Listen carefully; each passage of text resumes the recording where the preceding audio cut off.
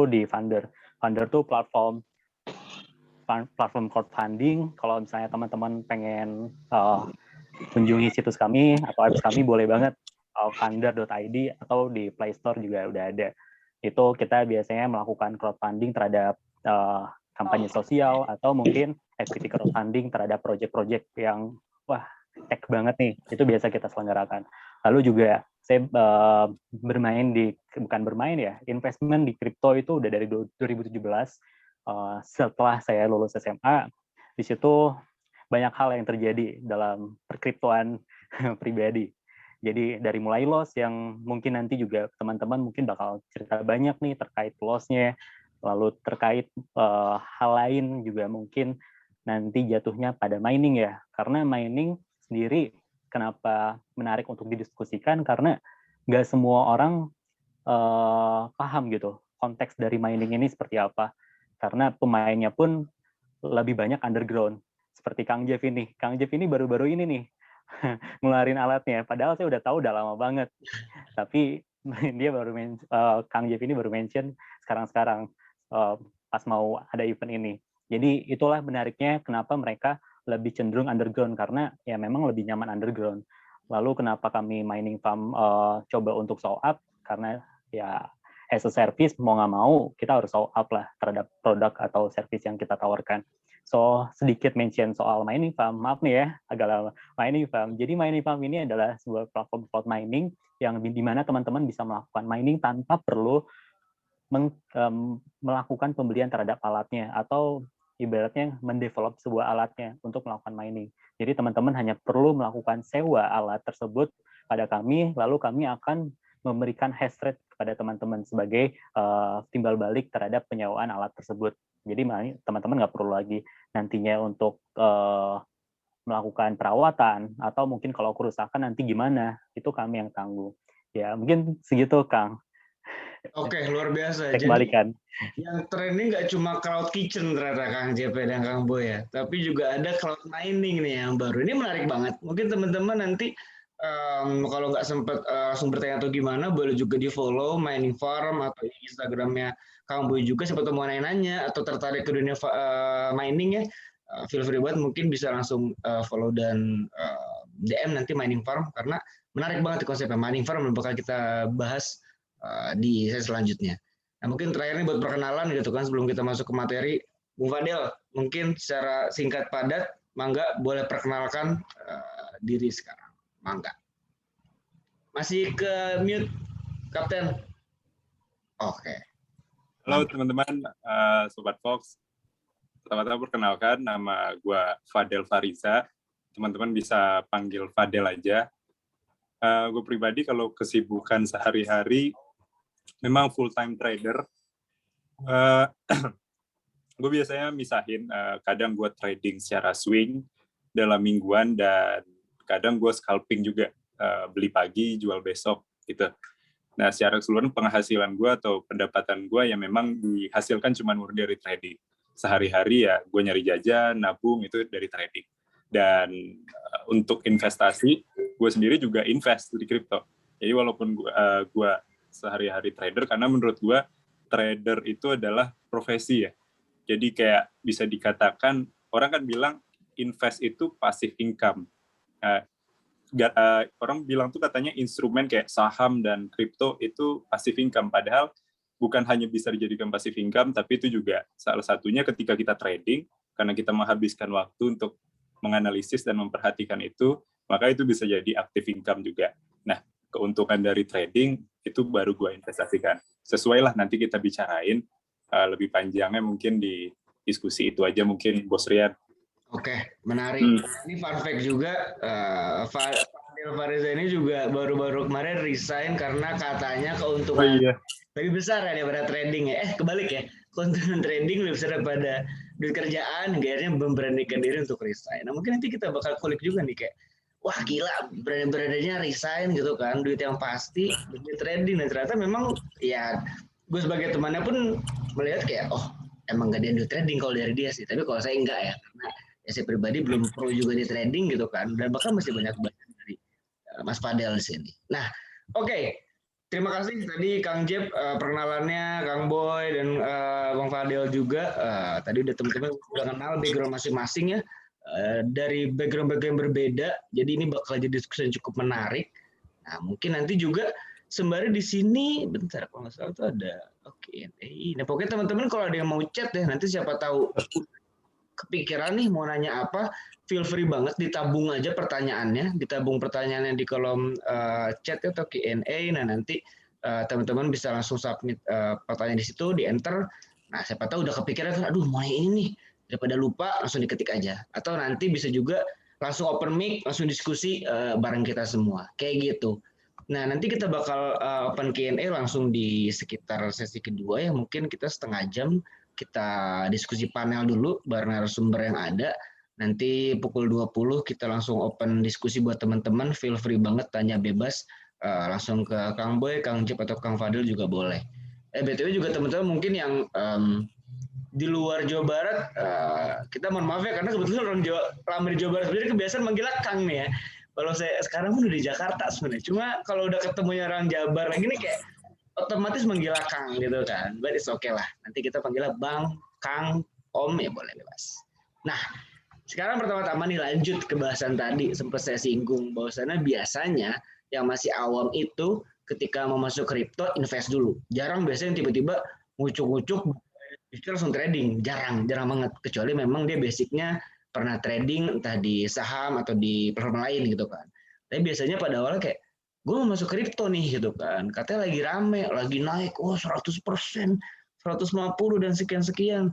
Tapi apa sih yang harus gue taruh, koin apa gitu kan? Biasanya nih keresahannya kayak gitu di awal-awal. Mungkin yang standar ya kayak Bitcoin, Ethereum pun ya standar, tapi secara fluktuatif pun ya mungkin keuntungannya kalau cuma ditaruh sekarang dilihat lagi besok ya nggak akan gede-gede banget gitu kan. Mereka mungkin lebih ke arah jangka panjang gitu. Nah mungkin aku mau naik dulu nih ke Kang Jeff gitu kan. Mungkin yang juga notabene-nya angel investor startup, sekarang bukan angel investor di kripto, tapi lebih ke arah mulai mengalihkan beberapa uangnya juga buat kripto gitu kan. Untuk investasi nih, banyak mungkin teman-teman di sini yang bingung kayak, ya masa Bitcoin lagi, Ethereum lagi gitu. Gimana sih cara kita memilih koin untuk diinvestin gitu. Mungkin dari Kang Jeb ada saran nggak sih atau kayak ala Kang Jeb nih memilih sebuah koin atau kripto yang untuk kita invest tuh kayak gimana sih kira-kira biasa Kang Jeb? Mungkin boleh ceritain. Siap, boleh. Sama sedikit tadi lupa ya ngenalin gajah kripto. Ya, gajah kripto baru 3 bulan terakhir. Kita ada 240 member per hari ini dan memang kebanyakan teman-teman yang dulu kuliah di ITB dan sekitarannya, istrinya, temennya gitu. Ya belajar bareng lah. Di situ ada trader, investor, sama ada nih researcher yang developer juga tuh yang suka baca paper. Karena di belakang kripto tuh banyak ini PhD, jadi memang buat teman-teman yang baru masuk kripto itu seru banget lah. Kalau yang suka ini, yang mau nyari itu apa makalah skripsi, tema skripsi itu enak banget tuh. Ada Mas Sandi tuh tesisnya di skripsi tuh salah satu peserta luar biasa. Sorry, tesisnya di ini di Ford. Nah, oke. Mungkin lanjut kalau untuk investing sendiri, alhamdulillah 2 mingguan yang lalu saya invest di startup pakai hasil dari belakang sini gitu. Jadi emang secara investor, secara menyeluruh tuh kripto salah satu kaki-kaki yang mendukung kita sebagai investor kalau saya part time ya. Ya kalau bisa invest startup ya press series di dari hasil kripto kan seru. Memang dulu keputusan saya waktu baru kenal kripto lebih dalam hilal ketiga itu adalah 3 minggu ini baca paper dulu tuh Mas Boy, Mas Rian. 3 minggu manteng gitu baca satu-satu. Akhirnya keputusan pertama adalah ya itu hilap beli di belakang nyobain 1 VGA 5 juta. Loh kok ada ini ya banyak ya hasilnya. Tinggal diam gitu sambil meeting nge-Zoom duit masuk. Duit maksudnya bukan duit apa? Koin. Oke. Dari situ berkembang trading saya belum berani terlalu total gitu. Jadi lebih istilahnya apa ya, yang suka party aja gitu. Kalau dulu kan partinya di kafe apa, kita partinya di weekend kalau kripto gitu. Tapi mungkin saya nggak pernah cerita ya ke teman-teman gajah kripto nih. 50% hasil saya tuh saya taruh di seorang bukan profesional ya, seorang trader yang saya percayai. Ya gitulah. Jadi banyak opsi-opsi invest di koin karena mungkin kalau investor yang tidak full time ya, jadi yang kayak saya tidak full time ada kegiatan utama, tentu saja waktunya terbatas, mantengin koin nggak bisa tidur ya itu karena jam 3 pagi, jam 2 biasanya serunya. dahsyat. Jadi itu saya nitipin ke sahabat, terus juga banyak menu-menunya. Kalau yang suka nanam saham di kripto juga ada invest saham, P2P juga di kripto bisa, terus staking itu seru juga, tapi agak ngeri-ngeri sedap sih. Mungkin kalau saya pribadi lebih suka main saham tipis-tipis di kripto gitu. Ya gitulah, banyak pilihannya. Yang paling seru bentar lagi ada itu ya, apa? Kripto syariah, tapi saya nggak tahu. Jadi banyak sekali yang berikutnya gitu, banyak yang harus kita pelajarin. Mungkin di CoinVault banyak tahu nih pasti. Thank you. Oke, menarik. Jadi memang, tapi kalau dari segi koinnya kan gitu, biasanya berarti apakah Kang Jeff sekarang sendiri biasanya udah ngalih sendiri, biasanya tetap kayak ada dari temen yang kayak, oh koin ini masuk, atau gimana Kang kira-kira biasanya? Oke, siap. Masuk ke koin biasanya saya keputusannya pribadi, kecuali kalau aset yang saya percayakan ke orang lain, silakan saya merem gitu, karena saya percaya. Nah, kalau yang saya sendiri pasti harus belajar sampai ke koin itu apa, fungsinya apa aja gitu. Sekarang sendiri permainan saya sempat suka Matic, tapi sekarang geser ke ETH, terus masuk ke Raven, Doge mining lagi nyoba juga. Maksudnya Doge itu menarik ya, dia bisa dinaikin dari mungkin dulu hanya 10 perak kali ya rupiah. Sekarang udah ribuan dan masih mantang di segitu, itu luar biasa. Maksudnya tidak hanya BTC dan ETH, tapi ada banyak. Kemarin ada sih yang pengen ngajakin bikin token. Waduh, itu belajar lagi. Jadi kan kita punya duit belum selesai gitu. Kita harus belajar. Jangan-jangan bikin token tuh untungnya besar juga buat ke depan gitu. Tapi kita harus nahannya kalau mau token. Teman-teman kalau yang di luar itu para senior-senior kita bisa nahan misalkan $1 miliar gitu. Kalau buat $1 miliar, sorry, $1 juta, $10 juta tuh kalau nggak salah udah bisa kalau kita mau bikin token ya CMIW guys gitu. Jadi itu keseruan teman-teman gitu. Kemarin ada yang ini mau akuisisi apa tuh pabrik kosong buat bikin yang gede-gede. Waduh, itu mah udah ya, maksudnya itu seru-seruan. Kadang ada yang pamer pabrik koinnya, kipasnya gede-gede, kayak bayangin satu gor bulu tangkis, dia rombak jadi apa tuh? Ya jadi rik-rik yang gede-gede itu lah. Itu seru banget. Tapi itu kalau kembali ke koin, tadi tidak hanya ETH dan BTC, karena banyak sekali pergerakan, koin itu ada ratusan ya. Kita biasa lihat koin-koin terbaik. Ya kalau saya ngebatasin sih Kang Rian. Jadi koin yang saya lihat tuh maksimal ada 6 lah gitu, jangan kebanyakan. Karena waktunya terbatas sih tadi. Iya. Ya benar-benar sepakat. Jadi memang kalaupun invest berarti memang itu ya, pertama tetap pelajarin dulu ya, tadi kayak kata Anja pun ya pasti pelajarin dulu entah mungkin fundamentalnya atau potensi ke depannya, karena mungkin kalau investing ini bahkan ya apa yang dikerjakan oleh suatu token atau kripto ke depannya pun ngaruh ya. Makanya kayak teman-teman juga mungkin yang paling standar perhatiin roadmap-nya, misalnya kayak bulan depan misalnya ada kegiatan apa nih di BNB atau kayak XRP apa gitu. Makanya kemarin sempat contoh koin-koin NFT mungkin kan sempat ada isu kayak wah NFT koin-koinnya bakal atau token-tokennya bakal naik nih. Karena apa? Karena BNB mau launching misalnya marketnya NFT-nya, walau memang belum terlalu signifikan yang terlihat, tapi mulai ke arah sini sih saya pantengin juga baru mulai rada naik nih berapa koin-koin NFT. Jadi memang ini menarik ya di industri kripto. Kalau investment mungkin nggak cuma kita paham polanya juga, bahkan berita-berita atau bahkan ya kalau teman-teman paham kayak tweet dari Lord Elon gitu, mungkin juga bakal pengaruh gitu ya kan. Kalau secara general ya, tapi sekarang sih kalau diperhatiin nggak terlalu deh. Ini kayak Om Elon ini udah rada berkurang powernya gitu kan. Banyak orang ya udah untrust, udah mulai kurang trust. Makanya kemarin pun tren ngepam Doge sayangnya udah kurang nggak kayak dulu ya gitu. Dia nge-tweetnya Baby Doge, bukan Dogecoin yang naik, malah Baby Doge yang lain yang naik gitu kan. Jadi menarik juga gitu kan. Nah mungkin bergeser sedikit, nah ini buat teman-teman yang mungkin investing kripto atau kayak mau nanya nih, koin ini bagus nggak, koin B bagus nggak, nah mungkin bisa sambil ditanya ya, siapa tahu mungkin berapa dana sumber kita tahu fundamental dan sebagainya. Kalau tahu kita jawab, kalaupun enggak mungkin nanti bisa kita pelajarin buat dibikin di konten kita berikutnya. Nah next gitu kan, kita ngobrol tentang mining. Di Kang Jeff udah ada mesinnya gitu kan, ada Kang Boy udah ada pelakunya gitu kan, ada 2 pelaku ternyata udah dapat bonus nih.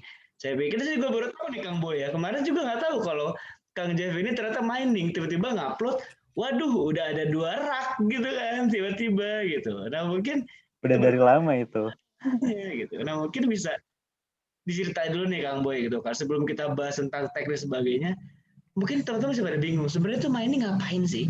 Kayak bahkan teman saya jujur ya, saya 2 bulan yang lalu 2 bulan lalu ke Bandung, teman saya masih ada ternyata menganggap dikirain tuh mining Bitcoin bener-bener kayak mining apa ya, kayak gue kirain kayak bener-bener nyangkul, kayak gue kayak lu maksudnya nggak masuk akal apa gimana Ki? Sumpah gue polos banget ya, namanya Rizky ya, gue sebutin namanya Rizky. Dia kayak gue kira bener-bener kayak ada gitu mesin di dalam tanah atau gimana gitu, ternyata enggak ya nih, kayak men yang kayak gitu kan. Nah mungkin Kang Boy bisa ngelurusin nih, siapa tahu teman-teman juga pada kepo gitu. Oke. Mining itu apa dan ngapain gitu. Oke. Kalau misalnya teman-teman CoinFox di sini udah lihat postingan terkait mining dari CoinFox, itu mungkin udah menggambarkan secara singkat apa itu mining dalam cryptocurrency. Karena mining dalam cryptocurrency itu bukan bagaimana mining seperti apa yang kita bayangkan dulu gitu. Harus memiliki lahan berhektar-hektar untuk melakukan penambangan. Tidak. Kalau pada cryptocurrency, kita memang menyebut mining ini sebagai langkah upaya untuk ini saya sebut pribadi ya, saya mention dulu ini pribadi, upaya untuk menyebut diri kita penambang yang ingin menambang koin-koin yang memang sebelumnya belum tertambang, karena setiap koin itu memiliki settingan tersendiri terhadap koin yang memang bisa ditambang untuk skala tertentu. Jadi miners ini fungsinya adalah memvalidasi transaksi yang terjadi terhadap koin yang kita tambang. Misal, kalau misalnya saya lihat tadi Kang Jeff mention soal, ini di belakang alat saya ada yang mining ETH, berarti alat dari Kang Jeff itu, terutama pada ETH, melakukan validasi terhadap transaksi yang terjadi antara ETH itu sendiri. Jadi, teman-teman ketika membandingkan antara trading, investor, atau mining, sebenarnya tidak ada yang salah atau tidak ada yang benar, karena ini soal ketepatan aja kepada pribadi masing-masing. Kenapa saya lebih cenderung ke mining, ini pun ada ceritanya.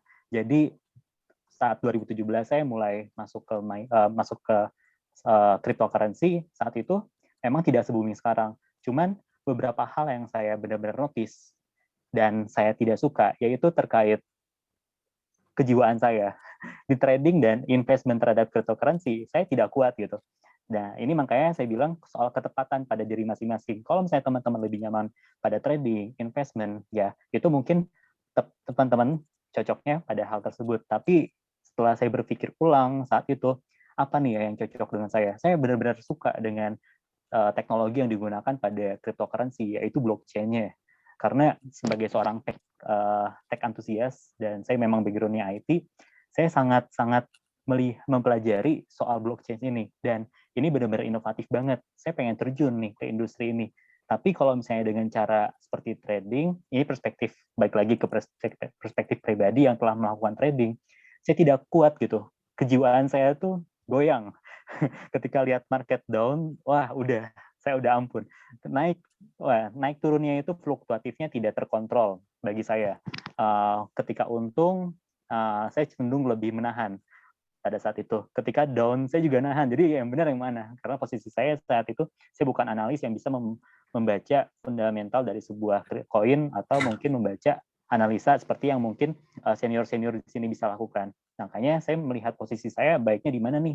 Oke, saya memaksimalkan potensi saya terhadap tech tersebut dan mempelajari soal mining. Karena di sisi itu ternyata saya bisa optimal masuk pada industri ini.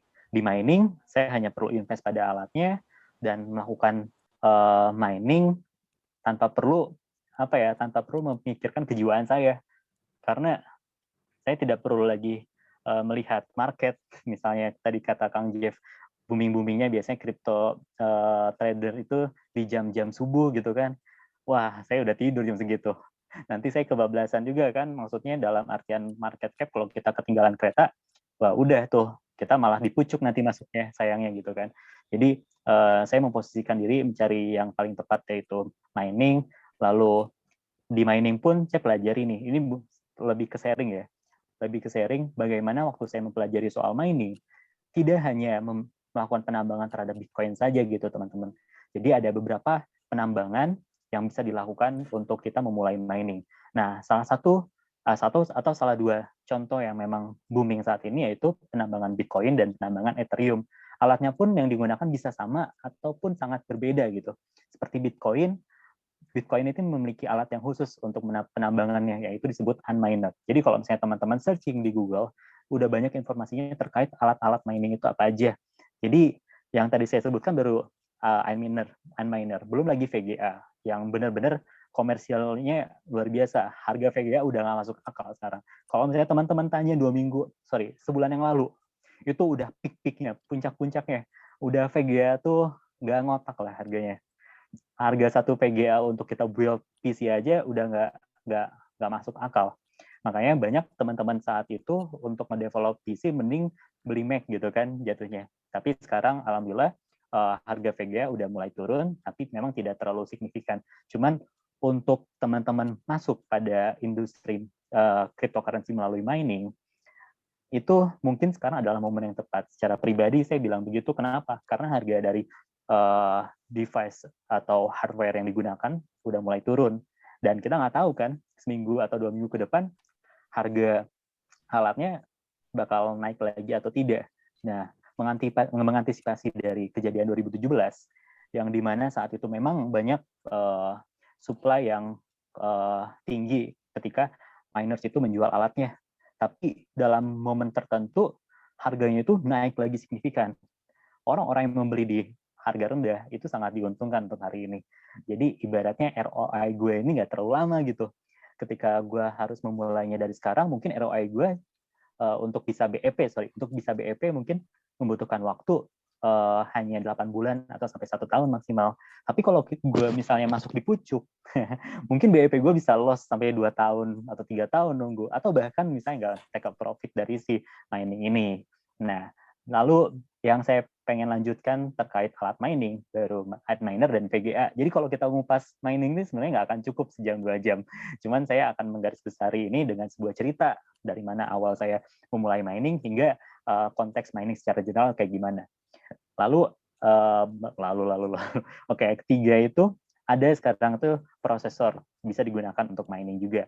Dan kalau misalnya kita berpatok pada postingan dari CoinFlows, bagaimana smartphone sekarang bisa digunakan sebagai alat mining, memang bisa. Tapi ada PR-nya bahwa teman-teman menggunakan smartphone sebagai alat mining, itu apakah optimal atau tidak?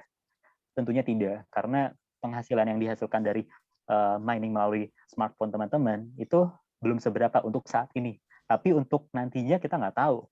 Karena inovasi dari mining sendiri itu luar biasa. Bahkan sekarang itu hard disk aja bisa digunakan untuk mining. Lalu bandwidth, internet gitu ya. Internet teman-teman itu sekarang sudah bisa digunakan sebagai mining. Itulah inovasi teknologi terhadap mining ini begitu inovatif gitu.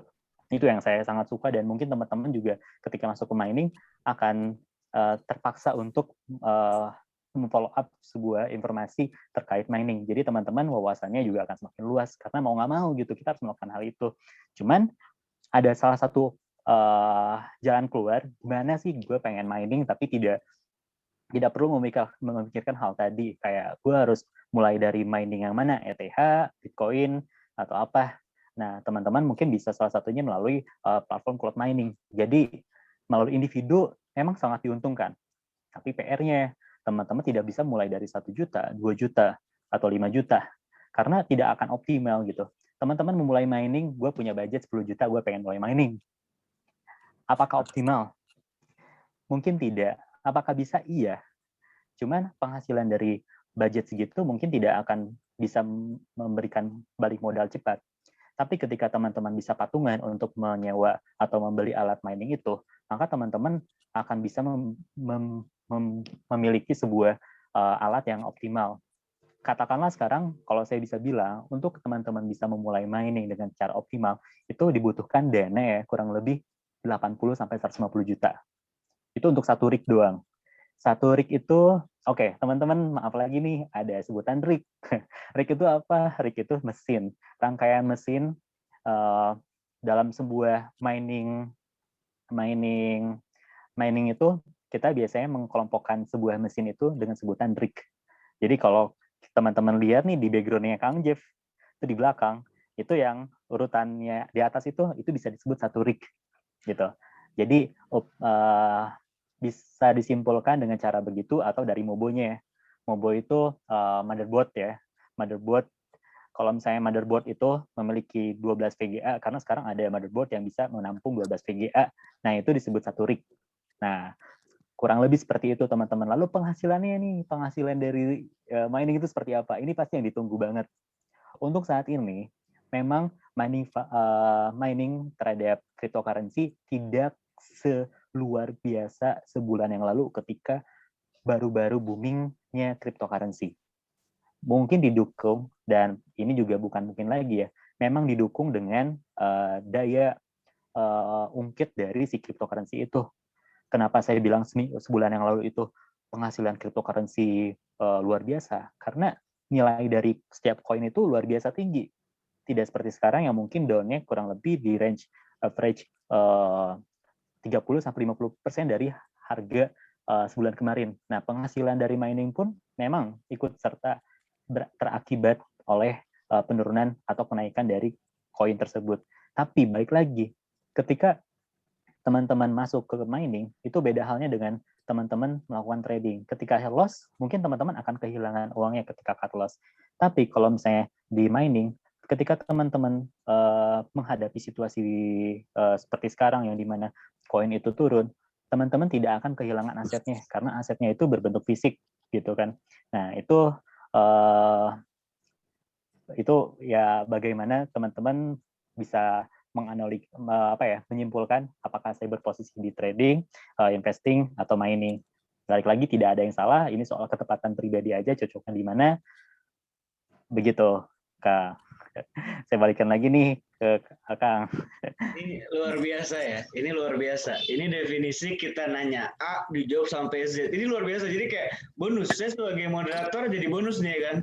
Kayak alhamdulillah gitu kan. Belum pertanyaan berikutnya sangat detail gitu. Saya pribadi juga jadi merhatiin gitu. Sangat merhatiin banget ya. Ternyata memang mining itu jauh lebih kompleks dari yang pada saya bayangkan. Karena saya pribadi pun ya kita beda-beda, teman-teman mungkin juga ya bukan jago di segala hal, begitupun Fadel, masing-masing punya spesies masing-masing, gitu pun nggak ngerti tentang mining, nggak terlalu paham, hanya tahu ya mining itu kegiatan ketika kita ngevalidasi sebuah transaksi gitu kan.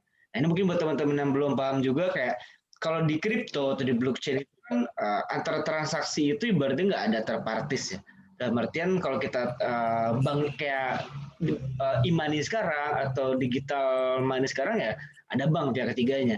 Saya transfer uang ke Kang Jeb gitu kan. Ya dari saya ke bank dulu baru ke Kang Jeb. Nah kalau cryptocurrency ini kan direct ya. Dalam artian saya transfer Bitcoin ke Kang Jeb. Nah itu langsung nyampe dari wallet saya ke wallet Kang Jeb.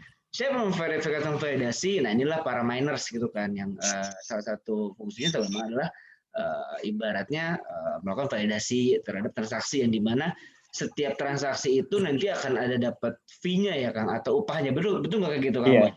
Betul ya. Yep. Benar sekali, feedback yang didapatkan oleh miners itu ya bonus dari transaksi yang dilakukan. Nah, oleh yang aku penasaran nih Kang, mungkin teman-teman pasti pada bingung.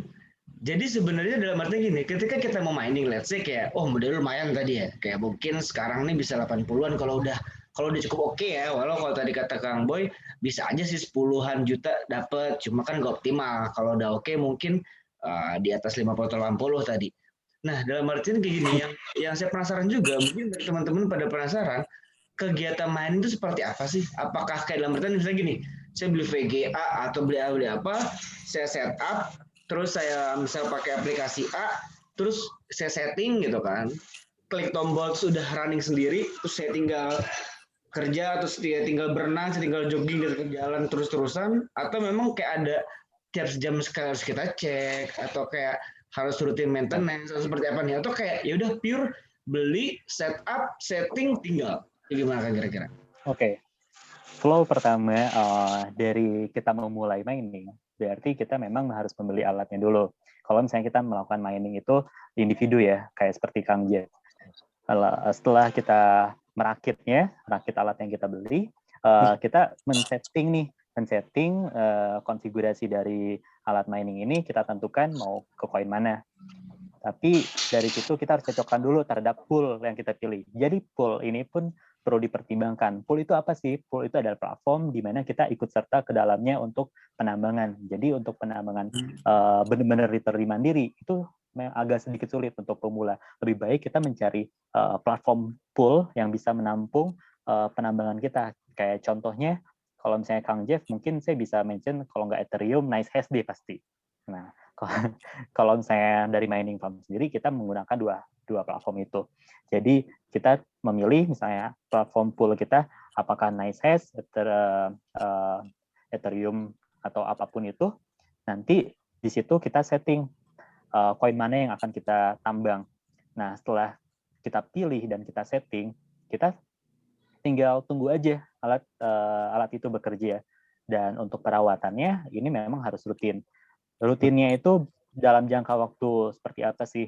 Jadi tidak serutin yang dipikirkan orang kayak harus tiap hari, tidak gitu. Teman-teman bisa aja tinggal berlibur gitu ya ke Bali 3 hari, lalu balik, tapi si alat itu masih tetap berjalan karena alat mining itu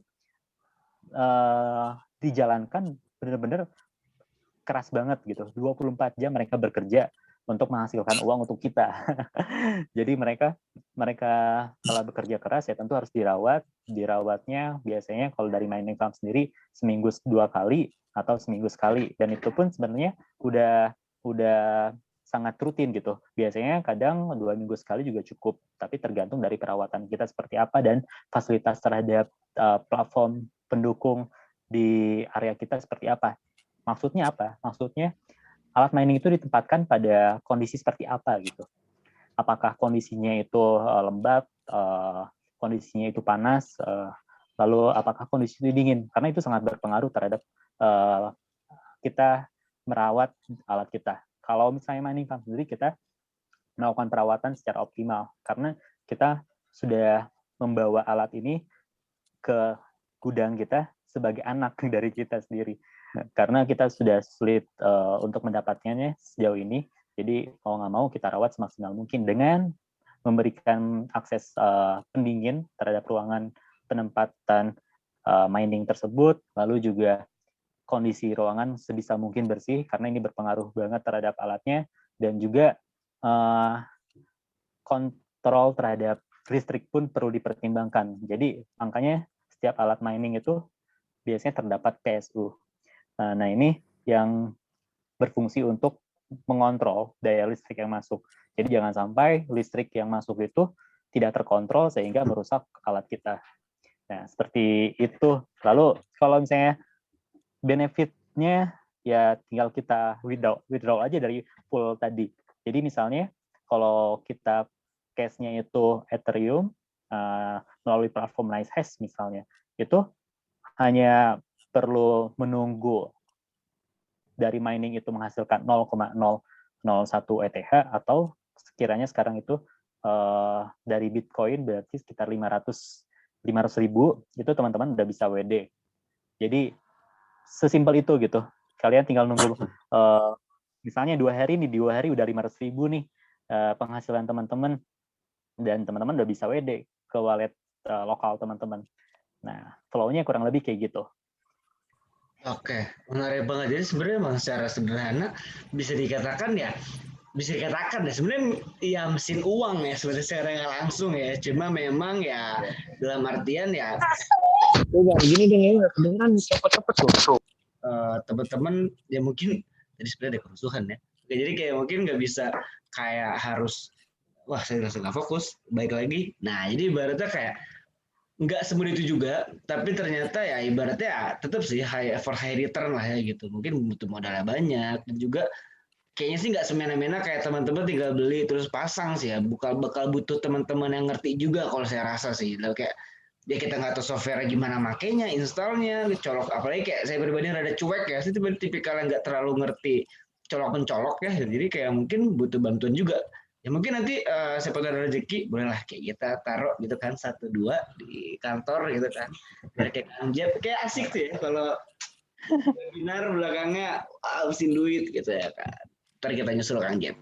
Oke, thank you Kang Boy tadi penjelasannya Nah, mungkin tadi kita udah ngobrolin tentang investing sedikit, kita udah ngobrolin tentang mining sedikit.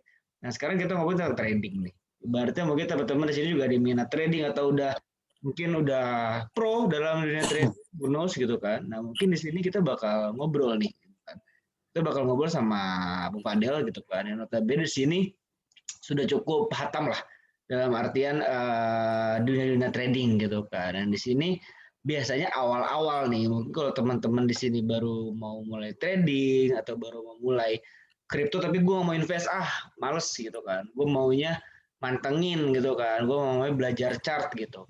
Nah, Kang Fadel, mungkin gue mau nanya nih ibaratnya, kalau dari sudut pandang trading nih ya gitu, ibaratnya trading ini kan identik dengan chart, ya, identik dengan ngebaca, ya mungkin bahkan beberapa teori pun ada, misalnya kayak ya banyaklah sebut-sebutan yang sering mungkin teman-teman yang nge-follow CoinFox sering di upload di story gitu kan, bahasa-bahasa aneh gitu kan. Jadi kayak setiap industri punya bahasa-bahasa aneh ya. Kayak tadi mining kita akhirnya tahu ada namanya rig gitu kan. Nah mungkin kalau kita belajar trading banyak lagi nih kayak nanti ada pola head and shoulder lah, kayak saya pertama dulu pun itu pola apa, adalah pola sampo gitu kan, kok namanya kayak gitu kan. Nah kira-kira nih gitu, buat Fadil gue mau nanya ibaratnya, ketika trading gitu kan, rekomendasi kalau mau trading tuh dasarnya apa sih sebenarnya gitu, ibaratnya kayak misalnya gue mau trading nih, gue harus tahu apa dulu sih Del dari hal trading, apakah manajemen keuangannya, atau gue harus belajar baca chart, atau apa nih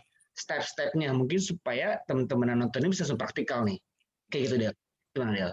Jadi kan yang membedakan kita ketika kita memilih menjadi seorang investor sama trader itu kan ada di waktunya. Kalau investor itu biasanya kalau untuk kripto itu bisa mengambil keuntungan atau berharap return itu dalam waktu 2-3 tahun. Tapi lain cerita ketika di bullish moment kayak awal tahun 2021 kemarin, awal Januari, di mana rata-rata semua kripto tuh begitu naik, luar biasa. Tapi kalau sekarang kan kita mau bicara investing, tentu kita nggak bisa mengharapkan return yang seperti awal tahun kemarin. Makanya kemarin bilang kayak banyak yang pede juga, kayak gue pengen jadi investor aja, nggak di tradingin, udah gue diemin aja sampai nanti dia menyentuh harga yang gue rasa ini udah sesuai dengan intrinsic value-nya. Nah, tapi ketika kita investing, yang pasti adalah bahwa kita tuh untuk long term. Nah, kalau trading itu short term. Jadi yang membedakannya pertama adalah kalau trading kita menggunakan analisis fundamental, itu berdasarkan kualitas daripada kriptonya, bisa dari use case-nya yang kita lihat, masalah apa yang kita pecahkan. Tapi kalau trading, itu kita berdasarkan momentum atau berdasarkan tren pasar pada saat itu. Karena ibaratnya nih, kalau kata bukunya di Technical for Mega Profit, itu dia bilang kalau orang investing itu kayak ibaratnya sebuah timbangan. Suatu hari dia akan menyesuaikan dengan nilai intrinsic value-nya. Tapi kalau orang yang trading itu ibarat sistem voting, di mana market yang menentukan siapa yang naik, siapa yang turun. Nah, kalau untuk apa saja yang harus dipelajari di dalam trading, untuk pertama kali gue rasa untuk dasar teman-teman bisa mempelajari hal sesimpel support dan resistance, bagaimana caranya menentukan support and resistance, lalu teman-teman bisa mempelajari candlestick pattern, dan teman-teman bisa belajar chart pattern. Ini gue kasih tahu aja ya kunci-kuncinya. Mungkin ke depan kita bisa bahas di kelas, dan kita bisa, atau teman-teman bisa beli buku atau cari di YouTube, itu banyak. Candlestick pattern, chart pattern, support and resistance, indikator modern. Nah, jadi kalau di trading tuh ada dua gaya analisis nih. Ada yang tradisional, ada yang modern. Kalau yang tradisional itu biasanya teman-teman kayak melukis gitu. Jadi menarik garis memang lebih subjektif untuk tradisional ini, tapi lebih akurat, punya akurasi yang lebih tinggi dibanding modern. Kalau gue pribadi menggunakan indikator seperti stokastik, MACD, atau teknikal yang analisis yang versi modern, itu sebagai hanya untuk supportnya aja. Dan selanjutnya yang paling penting setelah teman-teman mempelajari teori-teori tradingnya, yang paling penting adalah teman-teman harus mempelajari money management-nya terlebih dahulu. Money management ini Ini yang akan membuat teman-teman bisa konsisten di dalam trading. Karena teori itu bisa aja salah, teman-teman. Teori itu bisa aja salah. Menurut teori, misalnya, ini polanya akan reversal. Dari yang harganya turun, ini bisa aja naik. Tapi tiba-tiba market nggak bekerja kayak gitu. Nah, yang akan menyelamatkan teman-teman dari kehilangan seluruh modal teman-teman atau bisa profit konsisten, itu cuma money management. Nah, money management tuh kayak gimana? Money management tuh bisa berupa trading plan, kapan teman-teman menentukan masuk, kapan teman-teman menentukan keluar market, dan kapan teman-teman harus memasang cut loss. Itu seperti trading plan lah istilahnya. Intinya teman-teman nggak akan pernah sukses kalau teman-teman ketika mau masuk market nggak tahu entry-nya harus di berapa, cut loss-nya harus di berapa, take profit-nya harus di berapa. Jadi sebelum masuk ke market, sesuaikan dulu hal-hal itu. Dan tentukan juga jangka waktunya. Nah, ini kan tentu disesuaikan dari kebutuhan teman-teman. Maksudnya disesuaikan dengan kesibukan teman-teman. Ada orang yang bisa tiap hari nih, beli pagi, mantengin grafik, jual sore atau besok. Ada orang juga yang nggak bisa tiap hari. Nah, dia lebih sanggupnya swing trading karena misalnya dia kerja di kantor gitu. Jadi dia lebih ke beli hari ini, jualnya seminggu ke depan atau 2 minggu. Itu bisa aja. Nah, biasanya itu bisa dipengaruhi dari ketika kita ingin jangka waktunya, sebenarnya untuk teorinya sama aja, tapi untuk teman-teman, yang membedakan teman-teman yang swinger atau yang trading dalam jangka waktu mingguan atau bulanan dengan yang scalping, itu biasanya di time frame-nya. Time frame yang dianalisis itu beda. Nah, itu kalau untuk mengidentifikasi apakah kita seorang swinger yang lebih ke mingguan atau scalping yang ke harian atau dalam hitungan jam pun bisa. Halo. Ya. Hai, gimana? Ada yang mau ditanyakan nggak sekalian? Oh enggak ya? Kalau enggak, lanjut lagi ya. Tapi tadi benar sih kata, memang trading itu santuy ya kerjanya kelihatannya. Tapi kalau misalnya kita nggak memiliki money management yang baik, gue yakin psikis kita bisa kena. Tapi jujur gitu, gue pribadi gue berani resign dari kantor gue untuk trading karena ketika kita trading dalam kondisi market apapun kita bisa tetap menghasilkan dalam keadaan bearish ataupun dalam keadaan bullish. Apalagi ketika teman-teman trading itu di future market ya atau di derivative market. Jadi karena teman-teman bisa memiliki 2 opsi untuk opsi long untuk mendapat keuntungan dari market yang naik ke atas atau opsi short untuk teman-teman yang ingin mendapatkan keuntungan dari penurunan market. Jadi karena itu gue rasa gue bisa nih menjadikan trading ini sebagai cara untuk mendapatkan penghasilan bulanan. Itu. Ada yang nanya nih Bos Rian, gimana ya? Oke, sebentar. Nah. Oke. Seru. Sebelum lanjut nih ke Q&A karena udah jam 8 juga. Mungkin ada satu sih Del nih biar teman-teman konkret ya kan. Jadi dalam artian kayak di grup Telegram sebenarnya udah banyak yang mulai nanya kan gimana cara trading. Oke, kadang kita kasih sinyal juga mungkin banyak. Mungkin masih baik juga teman-teman ketika kita kasih sinyal di grup, aduh apa ini TP, SL, bla bla bla gitu kan, angka-angka semua gitu. Nah, kebetulan juga memang kita pun nanti waktu itu menjadi platform edukasi, tapi kan kita belum running ya, maksudnya video-video dan sebagainya belum banyak. Kira-kira ada nggak nih dari Fadel gitu kan, siapa tahu rekomendasi, kita kan saling mendukung ya, antar edukator kripto, supaya konkret juga, mungkin teman-teman bisa langsung belajar, channel YouTube atau buku apa sih kira-kira yang bisa kita pelajarin? Mungkin ya rekomendasi dari lu Del gitu, entah buat trading secara general atau fundamental berupa channel YouTube. Biasanya teman-teman lebih suka sekarang belajar di YouTube gitu kan, atau buku gitu, karena ya kita supporting each other lah gitu. Siapa tahu bisa langsung dipraktekin sama teman-teman nanti. Kira-kira apa? Kalau buku, menurut gue buku yang paling lengkap dan bagus itu di Technical Analysis for Mega Profit. Dengar nggak? Technical Analysis for Mega Profit. Nah, kalau di YouTube itu banyak banget ya channel-channel yang keren-keren. Salah satunya itu Andi Sanjaya. Dia benar-benar ngupas teknikal secara mendalam dengan cara yang sederhana. Itu yang gue suka sih dari Andi Sanjaya. terus ada Astronaci, mungkin itu untuk yang level udah intermediate mungkin ya. Tapi kalau level yang baru mulai, saran gue itu di Andi Sanjaya itu udah oke banget sih. Kalau untuk YouTube gitu, kalau untuk teman-teman yang mau belajar dari situ. Dan satu lagi ada juga nih channel dan platform edukasi yang keren banget untuk belajar trading, namanya CoinFox. Nah, jadi halus, cukup halus. Lain gitu kan. Tapi gue mau cerita sedikit, boleh nggak ya? Atau nggak boleh. Iya, dikit-dikit nggak apa. Masih ada waktunya ya? Ya, adain, bisa. Cerita apa? Jadi cerita tentang trading gitu ya. Ya, gas. Gue pribadi kan banyak orang yang bilang trading itu ngeganggu psikis. Tadi apa disampaikan juga benar-benar ngerusak mental. Sejujurnya memang iya. Memang iya. Tapi itu gue yang dulu gitu ya.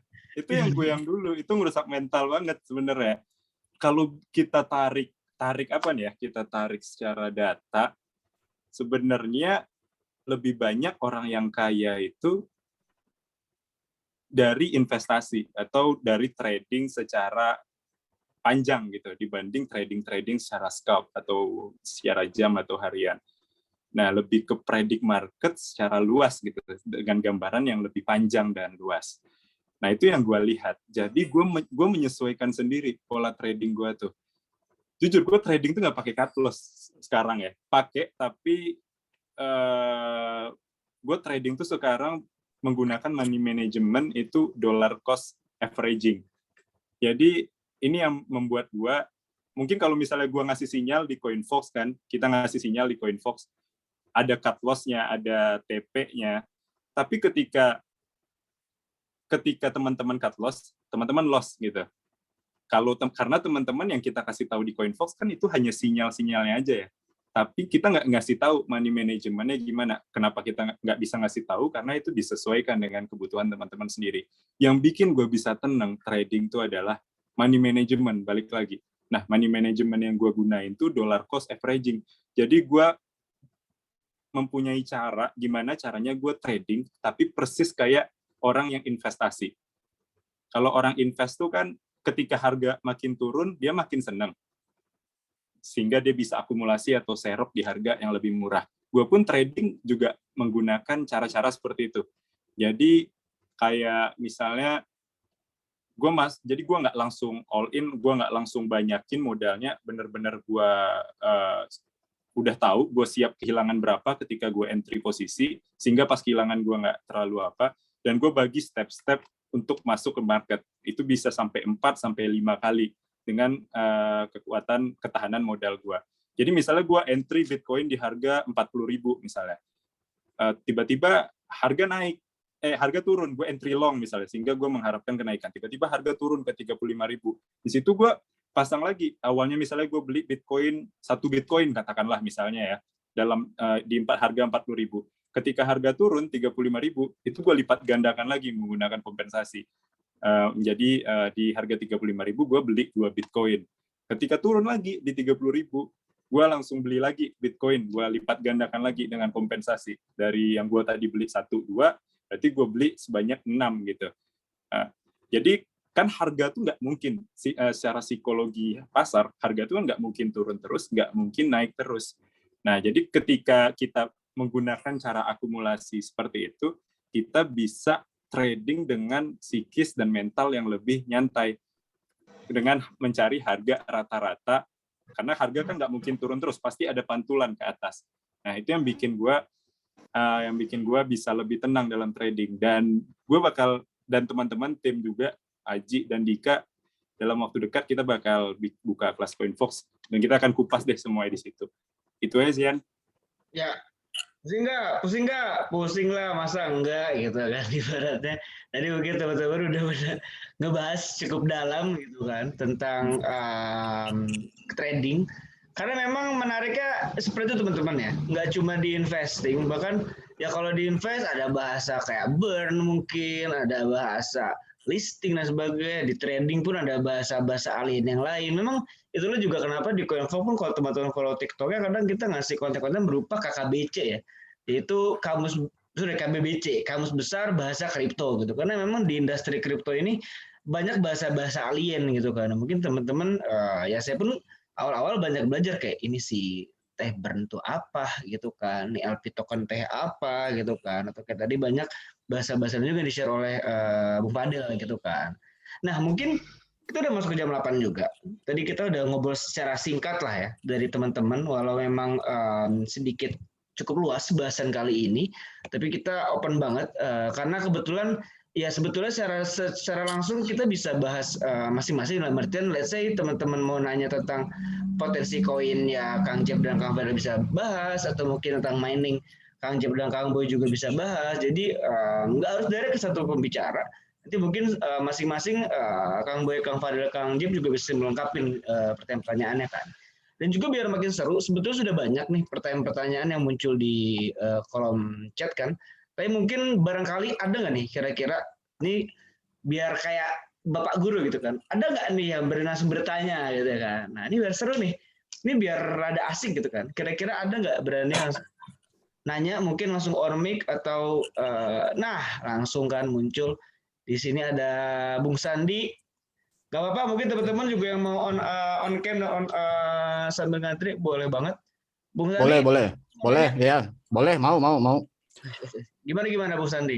Ini penanya sama Kang Jeb ya? Siap. Kang Jeb aja. Ini Kang Jeb, ini kan saya udah mulai mining nih. Siap. Mulai mining tapi gunainnya nanopool. Cuman Nanopool ya. Jadi pas saat saya nambah PGA, tadinya kan totalnya 5, saya tambah lagi tuh. Saya tambah lagi beberapa, saya pasang beberapa. Saya pakainya kan BTC Pro Mobo-nya tuh Biostar BTC Pro 12 pin. EB250. Nah, itu udah pas saya pasang, yang lama itu malah kebacanya ke detect-nya FXX 803 kernel, ada kernelnya tulisannya. Dan nggak bisa mining lagi. Nah, itu kenapa itu ya? Nah, karena saya nggak masih baru nih, nggak ngerti nih, itu kenapa ya, Kang Jeb? Wah, itu expertnya Kang Boy itu. Kang Boy ada ini, ada pendapat langsung dari expertnya itu. Oh gitu. Oke, udah dicoba ini belum? Sekarang? Oh ya, Pak Sandi ya. Pak Sandi sekarang pakai pool apa? Nanopool saya pakai. Oke. Simpelnya sih coba di-reinstall ulang, ulang dan udah coba belum di-reinstall ulang? Udah, nggak bisa juga. Malah yang lama saya simpen pakai yang baru semua jadi malah. Kalau OS miningnya apa? Pakai Hive OS bukan? OS miningnya pakai ini Windows 10 ya? Siap. Itu menarik Kang Boy. Nah, Windows 10 aja. Sebaiknya sih memang jangan pakai Windows sih Pak. Kalau gitu. Mau ya mungkin saya bisa bantu. Ada di sini juga ada tim tech-nya, CTO-nya Minifam yang bisa ngebantu Bapak Sandi. Mungkin bentar. Boleh teman saya CTO Minifam boleh open mic ya? Izin ya. Ya, siap.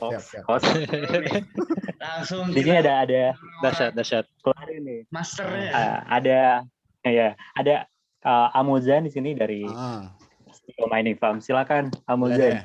Ya, halo Mas. Aduh, ini sorry cam-nya nggak saya on-in. Nggak apa-apa.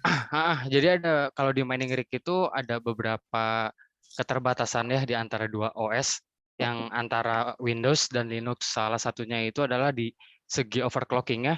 Ada batasan-batasan yang di Windows tidak bisa dan dilakukan oleh Linux. Salah satunya seperti itu. Yang terlebih lagi kalau misalnya menggunakan Windows itu, jika ada crash atau misalnya jika ada bermasalah, itu repot untuk install, kasarnya untuk restart-nya tersendiri agak repot. Jadi kalau misalnya Linux itu bisa di remote dari HP dan sebagainya, bisa manajemennya juga dari HP.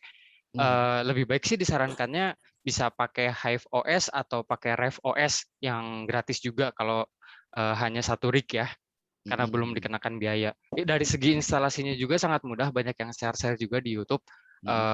Bisa pakai flash disk juga, nggak perlu pakai hard disk. Oh gitu. Iya. Betul. Ya, jadi nyobanya di flash disk aja. Iya. Boleh. Kang Sandi, itu barangnya baru semua atau ada yang second hand? Barangnya baru semua, Kang. Mantap, siap. Kalau nyerah nanti saya siap nampung. Bisa aja. Ini justru lagi on fire nih, Kang. Oke, siap. Aman. Oke. Ya, Berarti Pak Sandi, Ya. saya berarti benar ya. Tadi dari CTO mungkin bisa dicoba. Tadi juga kurang lebih pendapat saya dan CTO kurang lebih sama ya terkait OS-nya. Mungkin bisa dilakukan shifting atau migrasi OS yang sekarang dengan OS yang sudah direkomendasikan. Nah, kalau misalnya sudah bisa jalan, nanti testimoni jangan lupa. Oh, siap. Berarti permasalahannya bukan pada PGA ya, berarti pada OS-nya gitu ya. Oh iya, siap. Ya, coba dulu. Okay. Saya tidak bisa ngevalidasi bahwa kesalahannya itu di OS karena belum dicoba ya.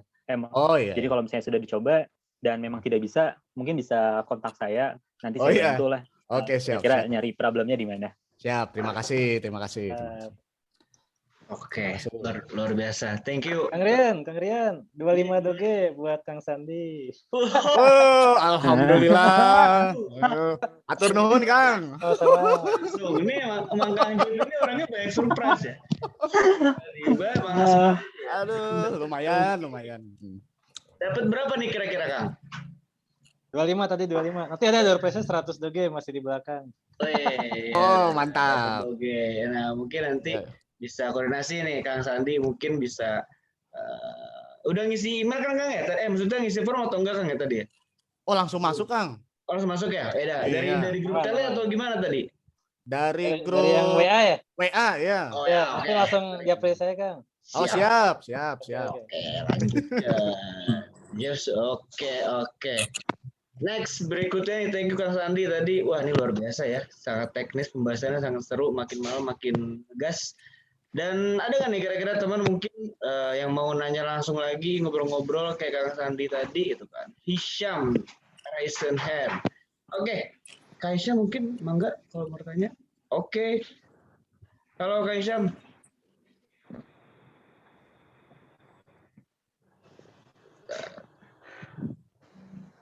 Suaranya. Bentar.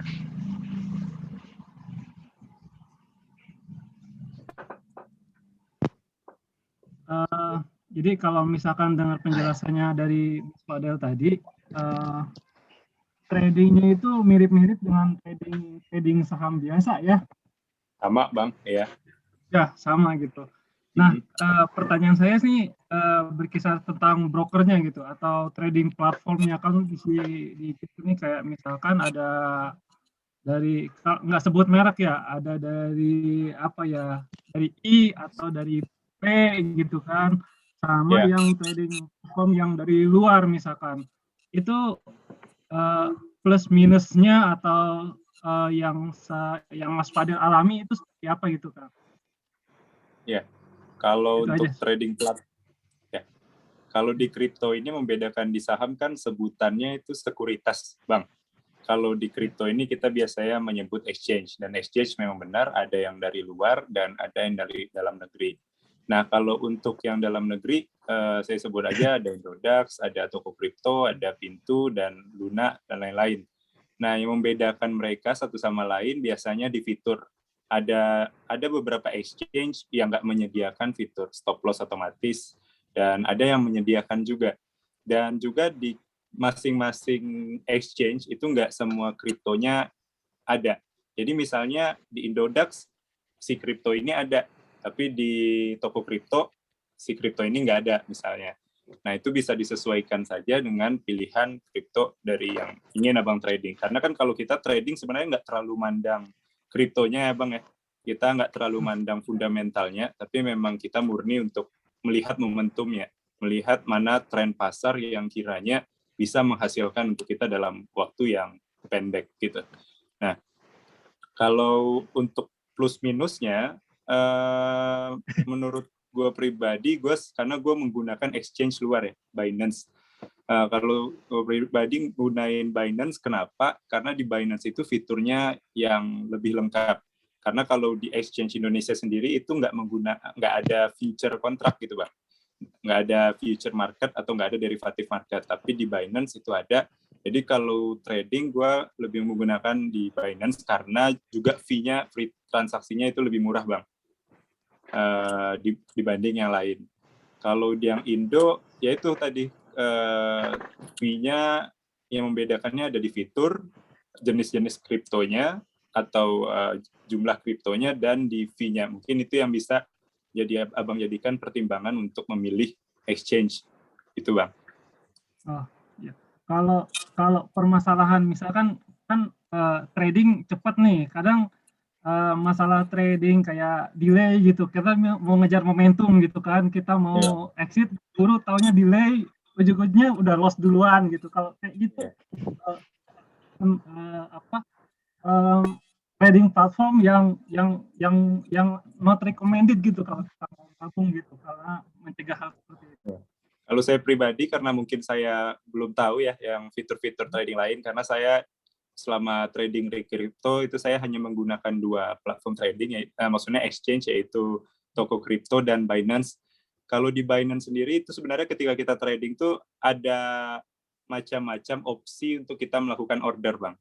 Ada yang order by market, ada yang order by limit, dan ada yang namanya stop limit. Nah, kalau kayak Abang tadi kayak ketinggalan momentum, kita udah mesen, mungkin maksud Abang adalah Abang udah mesen harga tapi malah nggak kebeli atau kejual gitu ya, karena udah terjadi perubahan harga. Nah, terus akhirnya Abang kehilangan momen pada saat itu. Itu bisa Abang pakai order market aja Bang, jangan order limit. Kalau order limit itu memang ya murni untuk misalnya ditinggal gitu kan. Tapi kalau Bang memang ingin melakukan penjualan atau pembelian pada saat itu Bang bisa menggunakan order market. Itu bisa kok diatur di pengaturannya di dalam pilihan opsi order. Nanti kalau ada tulisannya order limit dan order market, kalau mau langsung eksekusi, itu biasanya menggunakan order market. Gitu, Bang. Dan mungkin izin menambahkan mungkin ya. Kalau misalnya saya coba tadi simpulkan yang ditanyakan soal exchange, itu udah menggambarkan sekali tadi yang dari Kang Fadel. Tapi sepengalaman saya juga ada sharing lain, yaitu terkait fee-nya mungkin ya. Kalau tadi benar. Ya, fee-nya memang exchange yang tadi di-mention sama Kang Fadel itu udah paling recommended lah so far ya, dengan fitur yang ditawarkan. Termasuk kalau misalnya di Indo, ya Toko Kripto.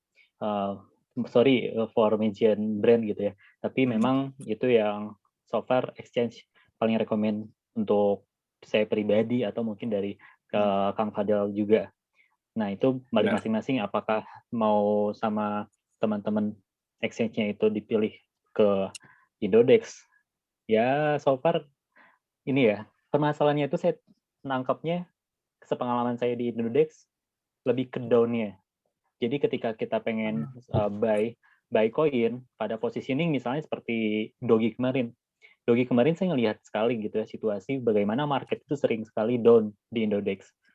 Mungkin teman-teman juga di sini ada yang mengalami hal itu. Jadi ketika teman-teman pengen beli, udah loncat duluan, malah beli di pucuk kan akhirnya. Atau sebaliknya, kayak kita pengen jual di pucuk, down-nya gila banget lama gitu. Sampai-sampai situasi market udah lebih down duluan ketimbang kita pengen sell. Jadi di so far memang server yang baik, karena saya memang di area industri itu juga, ISP, ya Toko Kripto sih, karena Toko Kripto memang memiliki induk perusahaan Binance yang memang sudah tidak diragukan lagi pada soal exchange market gitu ya. Begitu mungkin bisa saya nambahkan. Silakan kembali ke Kang Wei jadi itu bikin exchange. Amin. Oh iya, jadi doakan teman-teman. Saya tadi sama CTO saya sebenarnya yang gegeduknya tech ini CTO saya itu CEO saya di perusahaan lain. Jadi kami juga posisinya pindah-pindahan tergantung project seperti apa. Dan salah satu project besarnya yaitu exchange crypto. Ya, nanti kalau misalnya sudah jadi gitu ya, nanti saya kabari. Memang ini project besar sekali dan kami juga takut sebenarnya ya dari sudut pandang administrasi, tapi kenapa tidak dicoba, karena kebetulan memang klien kita pun mendukung hal tersebut gitu. Jadi ya kita lihatlah. Mungkin kalau misalnya terrealisasi dalam waktu setengah tahun, mungkin kita bisa mention CoinFlux nih buat sebar-sebar kalau kita ada exchange. Bikin koin aja lah, kuy. Bikin token aja kali ya. Bikin Ya, kita token coba aja. satu-satu. Bikin kripto. Exchange dulu. Mantap. Jujur aja, ini sharing ya. Ini karena ini sharing sifatnya dan tidak terlalu kaku. Saya pengen cerita sedikit bahwa exchange crypto ternyata tidak semudah itu. Apalagi kalau kita ngobrolin soal token. Jadi kalau misalnya teman-teman tahu Dogi itu di bawah sebuah koin besar gitu. Jadi mereka menggunakan server atau kalau di ETH tuh kayak smart contract-nya lah. Jadi pada smart contract ini kita bisa mendevelop sebuah token. Jadi teman-teman tidak perlu ngedevelop itu dari awal. Kalian tinggal ikut ke smart contract-nya Ethereum misalnya, atau misalnya melalui Bitcoin atau BEP20 alurannya kan. Nah, di situ teman-teman tinggal membayar cost intellectual property-nya. Nah, di situ yang mahal banget. Dan untuk sisanya sih sebenarnya kalau kita lempar ke profesional tech ya mereka seharusnya bisa sih untuk menghandle kalau misalnya soal cost-nya sudah tercover. Sip, kembali ke host kita tergantung. Oke, luar biasa Mas Boy. Tadi tambahannya dari Mas Boy memang seperti itu ya teman-teman. Kalau masalah exchange memang pilihan pribadi, cuma memang ya umumnya seperti itu gitu kan. Karena kebetulan juga kita tidak di-endorse, jadi kita ngomong apa adanya gitu kan. Kecuali memang ada logo-logo exchange di bawah situ, nah mungkin teman-teman meragukan. Tapi kita ya memang biasanya si hijau dan si kuning yang dipakai gitu kan, biasanya. Dan umumnya seperti itu. Nah mungkin sebelum kita buka lagi, bukan dalam arti buka diskusi ya. Ini kita tadi udah 2 pertanyaan yang cukup berat, 2 pertanyaan yang cukup dalam gitu kan, tentang trading, tentang mining. Nah mungkin kita tadi aku lagi nyari pertanyaan yang sedikit ringan lah bahasanya gitu, karena kita kan sama rata sama rasa gitu kan. Dalam artian kayak bukan gitu juga sih maksudnya kayak mungkin teman-teman partisipan di sini, teman-teman Fox di sini kayak ada yang masih awam kayak ini pada ngomongin apa, aing teh nggak ngerti gitu kan. Tapi di sisi lain yang udah paham mungkin kayak wah iya benar. Nah, mungkin kita gantian nih. Kita ke pertanyaan yang sedikit middle dulu sebelum kita lanjut buat teman-teman boleh open mic lagi. Jadi kita atur ambience-nya nih ya gitu. Nah, ada dari Mas Freza tadi aku cek ini agak dasar dan cukup menarik pertanyaannya. Mungkin buat buat Kang Jeff, Kang Boy, Kang Fadel boleh bantu jawab juga. Jadi Mas Freza ini nanya, pertama ada 2 pertanyaan sebenarnya poinnya. Pertama adalah benar atau salah sih ketika kita mengikuti sebuah tren dari koin. Nah ini mungkin lagi ramai juga kan karena ya kita nggak mungkiri bahwasannya cryptocurrency banyak sekarang karena tren lagi naik gitu kan. Yang kedua adalah masalah modal. Berapa modal yang dibutuhkan dan rekomendasinya kalau kita baru memulai berapa sih betternya main crypto gitu. Nah, ini cukup dasar dan cukup menarik dan cukup bisa diimplementasikan oleh baik teman-teman. Nah mungkin dari siapa nih Kang Jep mungkin boleh kasih masukan nih berapa kira-kira benar atau salah mengikuti tren dan yang kedua modal nih berapa kira-kira buat main kripto? Waduh, oke modal saya 5 juta rupiah. Sekarang saya trading pakai hasil mining, jadi zero risk ya Kang Fadel. Mau ngikutin tren juga no risk, seru. Jadi intinya kalau ngikutin tren bagus, kayak kemarin Bibi Doge, tapi pastikan cabutnya cepat gitu. Tapi kalau dari sisi investor sih, saya cari yang ini Kang Fadel udah nge-track 4 tahun ke depan sih, 4 tahun lagi gitu kira-kira. Tapi 5 juta cukup kalau dari sisi saya. Mungkin teman-teman ada ini pendapat? Oke. Kalau gua kalian. Oke. Abang dulu ya. Sweet. Kapan dulu. Saya dulu ya, sorry ya Bang ya. Kalau untuk modal sih, kalau untuk trading, saran sih memang dari yang paling siap kehilangan aja atau yang paling rendah aja. Kalau ada 500.000 aja, ada 1 juta, karena dalam trading itu untuk pertama kali pasti rugi, teman-teman pasti rugi dan itu nggak bisa dihindarkan karena dalam trading rugi itu adalah teman kita ya, karena dia yang ngajarin kita kesalahan, maksudnya dia yang ngajarin kita mana yang benar dan mana yang harusnya enggak. Dan juga seperti yang pernah tadi aku bilang bahwa nggak semua teori itu iya benar. Karena nggak semua teori itu akan berjalan sesuai teorinya. Misalnya pattern ini naik nih, tapi ternyata dia malah turun ke bawah. Nah, teman-teman kan terus stop loss-nya kena. Nah, itu kan rugi. Nah, gitu. Jadi itu hal yang wajar banget sebenarnya dalam trading. Nggak ada satupun trader yang paling jago di dunia yang bisa predik 100% market itu akan seperti ini gitu kondisinya. Yang bisa memprediksi dan meramalkan masa depan secara pasti itu nggak ada. Yang bisa membuat konsistensi tadi itu adalah ya money management. Dan untuk belajar trading, alangkah lebih bijaknya untuk memulai dari modal yang kecil atau yang siap teman-teman kehilangan modalnya. Itu mungkin. Oke, kalau nanya, kalau dari perspektif saya tentu ini teman-teman jangan anggap saya tidak pro terhadap trading atau investment ya, atau invest long term ya terhadap kripto, karena saya dulu melakukan hal itu, cuman memang posisi saya merasa lebih tepat di mining. Jadi setelah saya mention hal tersebut, saya ceritakan nih, saya mengalami kejadian buruk yang memang sangat salah gitu. Dengan ini dilakukan teman-teman juga. Saya terjun ke cryptocurrency melalui trading dan tanpa pembelajaran sama sekali. Jadi seperti apa yang tadi diceritakan sama Kang Fadil, memang banyak orang yang terjun ke cryptocurrency itu tanpa ada ilmu sama sekali, dan apalagi kalau tesnya udah ikan gitu, kayak tuh FOMO semua masuk kripto, pas event kejadian di hari down marketnya. Nah, itu mungkin salah satu momen di mana ketika banyak orang FOMO terhadap sebuah koin, apalagi mereka baru menjadi sebuah trader atau investor di koin tanpa pembelajaran apapun, ya kita nggak tahu apa-apa jadinya kan. Apakah situasi ini baik untuk kita keep atau kita lebih baik untuk sold gitu. Nah, angka berapa yang memang pastinya yang diceritakan sama Kang Fadel tadi, lebih baik mulai dari angka kecil, wah itu udah jelas. Nah, kejadian saya waktu itu mulai dari angka yang memang kurang masuk akal gitu ya, buat sebuah trader pemula. Karena sebagai anak muda, pasti di sini juga masih ada yang muda-muda, kita punya ego yang luar biasa ya, terhadap kekayaan secara cepat gitu. Kita pengen kaya cepat begitu kan. Ya udah kita masukin all in semua di satu koin. Pada saat itu saya masukin di atas $5.000. Di atas $5.000 2017, dan literally saya menyisakan 30% lah dari total itu. Loss ya berarti ya situasinya. Dan saya di situ mempertimbangkan untuk masuk ke mining, masih belum juga. 2020 ketika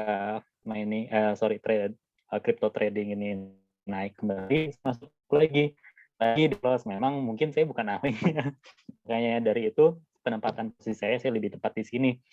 Nah, ya itulah pentingnya teman-teman memposisikan tepatnya diri teman-teman itu di mana. Coba dulu memang dari trading lebih baik sih menurut saya, karena banyak miners itu pasti dari trading, dan sebagian miners dan trading, sebagiannya lagi memulai melanjutkan trading lalu hasil dari mining kayak Kang Jeff. Kenapa saya berani bilang bahwa bagian miners itu tidak melakukan trading, karena mereka kadang masih memiliki trauma ya terhadap pengalaman kemarin, sehingga memutuskan untuk tidak kembali trading dan fokus pada mining.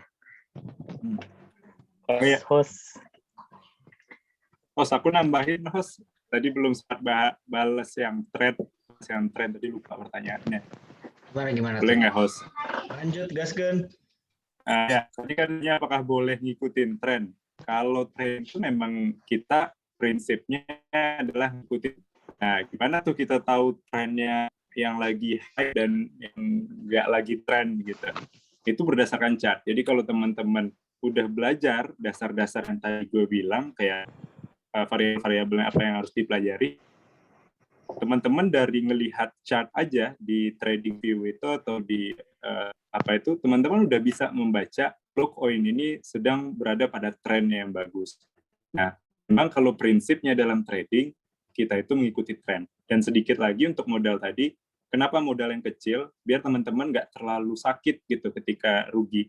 Teman-teman gunain modal yang kecil dulu, kalau nanti return teman-teman udah oke, misalnya sebulan udah bisa ngasilin return 40% dari PNL keseluruhan ya, gain and loss keseluruhan, teman-teman bisa ngasih 10%, baru ditambah perlahan-lahan. Karena ketika kita trading mau berapapun modal kita, itu kan caranya sama aja. Mau ibaratnya tingkat keberhasilan teman-teman 40% sebulan. Misalnya modal 1 juta, berarti 400.000.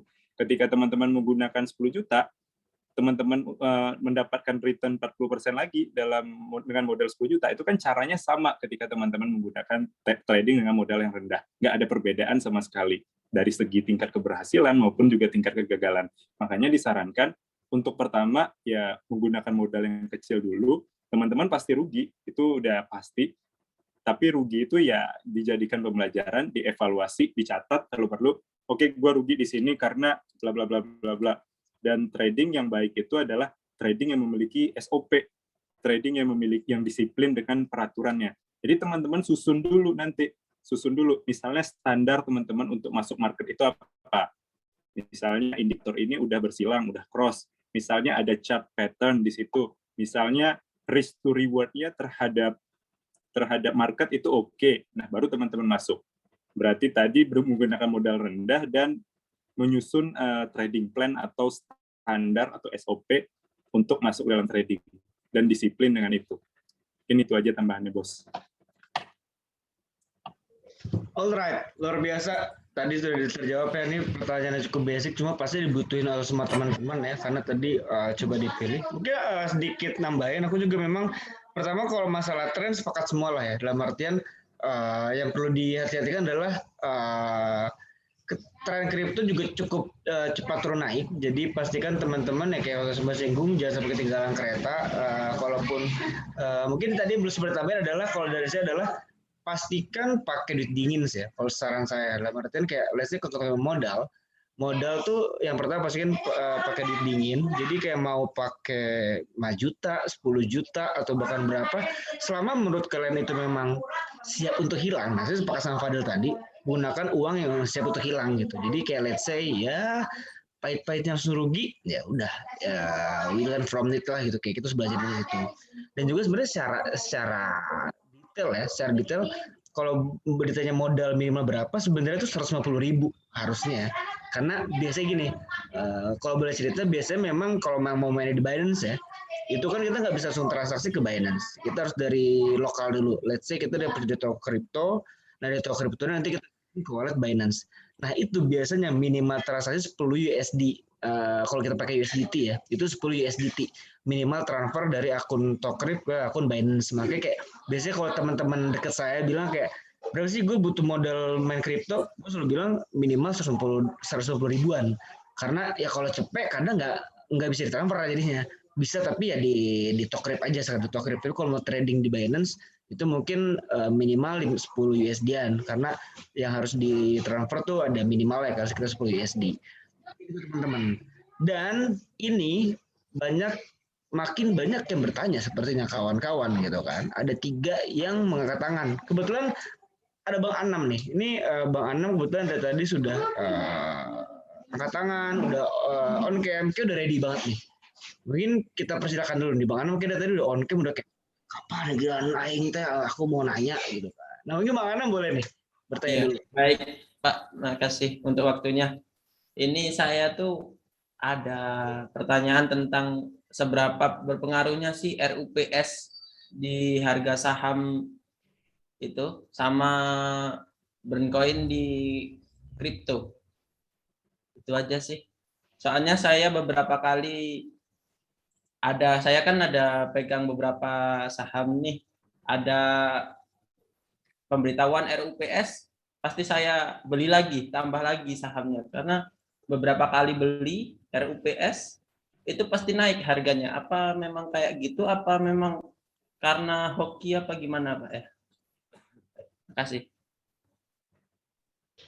Oke, mungkin ini di sini ada Aji nggak sih? Lu bisa jawab kan, Del? Main saham Del? Kalau saham sih gue enggak ya. Aji paling. Ada Aji nggak? Di sini ada Aji nggak? Ada. Halo. Aji. Ini Aji. Nah, Aji ini trader saham dulu ya. Nah, banyak belajar dari dia aku. Oke, nggak apa ya. Coinvolk ini lahir dari 2 trader saham dan kripto. Dan kenapa kita masih jarang ngasih sinyal? Karena 2 trader kita masih berantem. Ini yang benar mana teori saham dan teori kripto gitu kan. Nah, tapi ya sama trader option juga. Ya, nah mungkin Aji ini kan Aji mungkin pronya saham nih ya. Ini tadi ada yang bertanya tentang RUPS berpengaruh nggak sih terhadap harga nilai saham, Ji? Oh oke. Sebelumnya makasih udah nanyain masalah RUPS dan pergerakan harga saham ya. Sebelumnya juga aku mau izin dulu sama teman-teman semua, pembahasannya di luar dari kripto, cuma karena ada teman kita yang nanyain, ya nggak masalah, ini ilmu juga bersama. Nah sebenarnya itu nggak semuanya berpengaruh signifikan. Ketika ada yang namanya RUPS tahunan itu biasanya, sebenarnya RUPS nggak tahunan sih, bisa jadi beberapa kali dalam setahun yang ada namanya RUPS luar biasa, RUPS LB. Nah tapi kebanyakan memang menjelang RUPS itu harga naik. Nah itu sih tergantung dari kinerja perusahaannya juga. Nggak semua RUPS saham atau perusahaan itu efeknya harga sahamnya bakal naik. Itu tergantung memang perusahaannya bagus atau enggak. Dan itu memang semuanya kenaikan dan penurunan, baik itu pas mau RUPS dia naik atau dia turun, balik lagi ke permintaan sama penawaran yang ada di pasar. Jadi tadi udah disinggung juga masalah pembentukan harga itu based on kesepakatan trader itu. Ya itu juga yang terjadi gitu loh, nggak semuanya, mungkin kebetulan juga saham-saham yang dibeli sama Mas tadi ketika mau RUPS itu harganya naik, gitu sih, nggak ada pengaruh signifikannya gitu.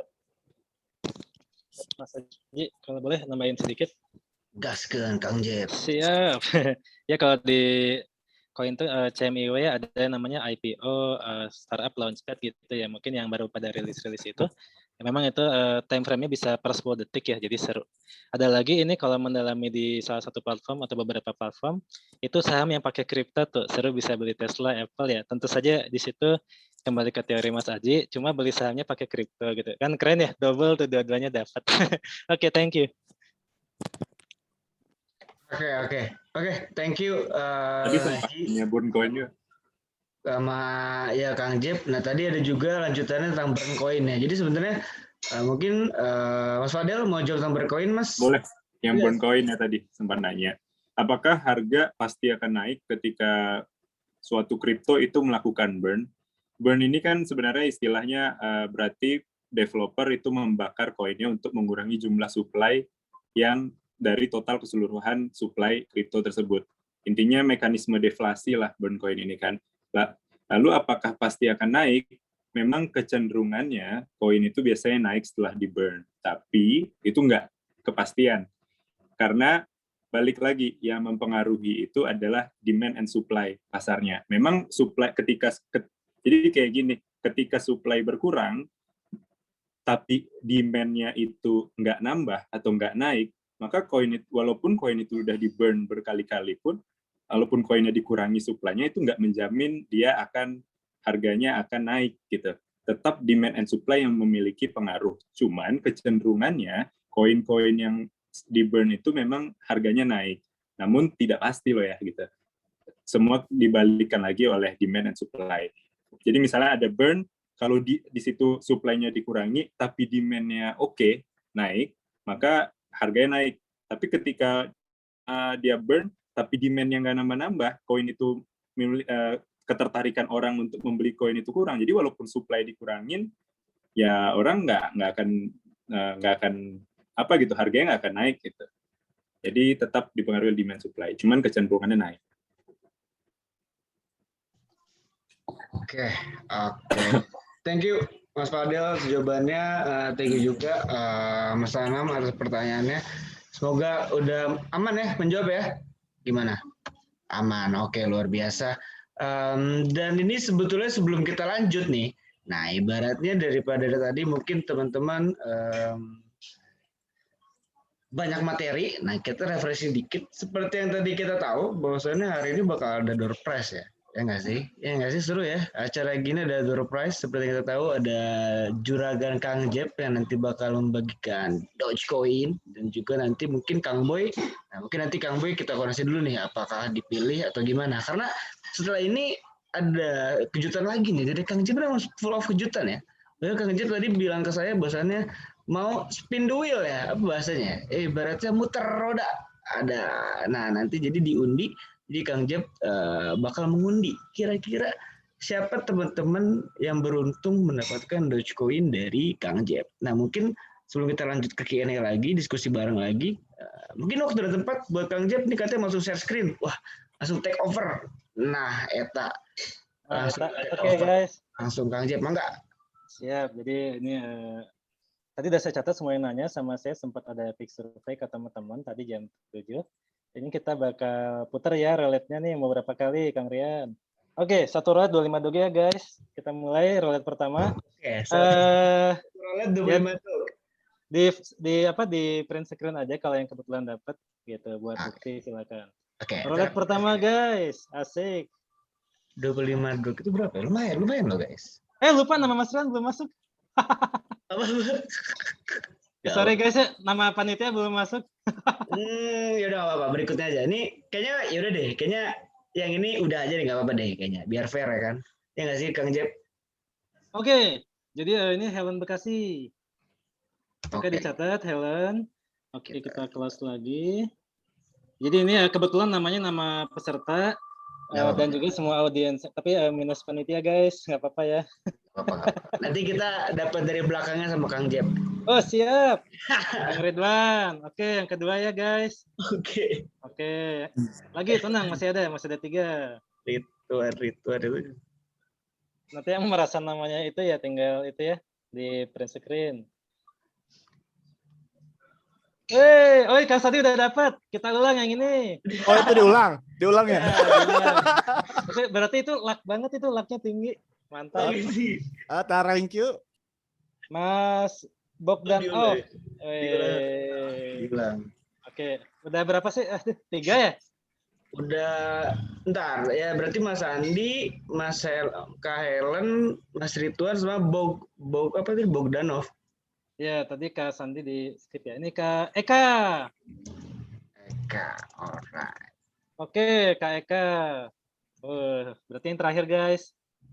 Oke. Apakah yang dapat 25 doge yang terakhir? Wah. Kak Di, Simpson. Oke, Kak Purba. Simpson. Thank you. Iya. Selamat ya buat yang dapat semuanya. Oke, ini kita catatin ya, sebentar catat dulu. Siap. Itu siapa ya, Kang yang nanya pertama itu siapa tadi tuh? Kak Sandi. Sandi. Oke, kita catat dulu. Kita catat. Itu yang live itu salah satu sultan tuh, kayak dagang ratusan juta. Waduh. Dicat. Oke, lanjut. Salah satu dapat Doge lagi. Oke, luar biasa. Thank you Kang Jeff.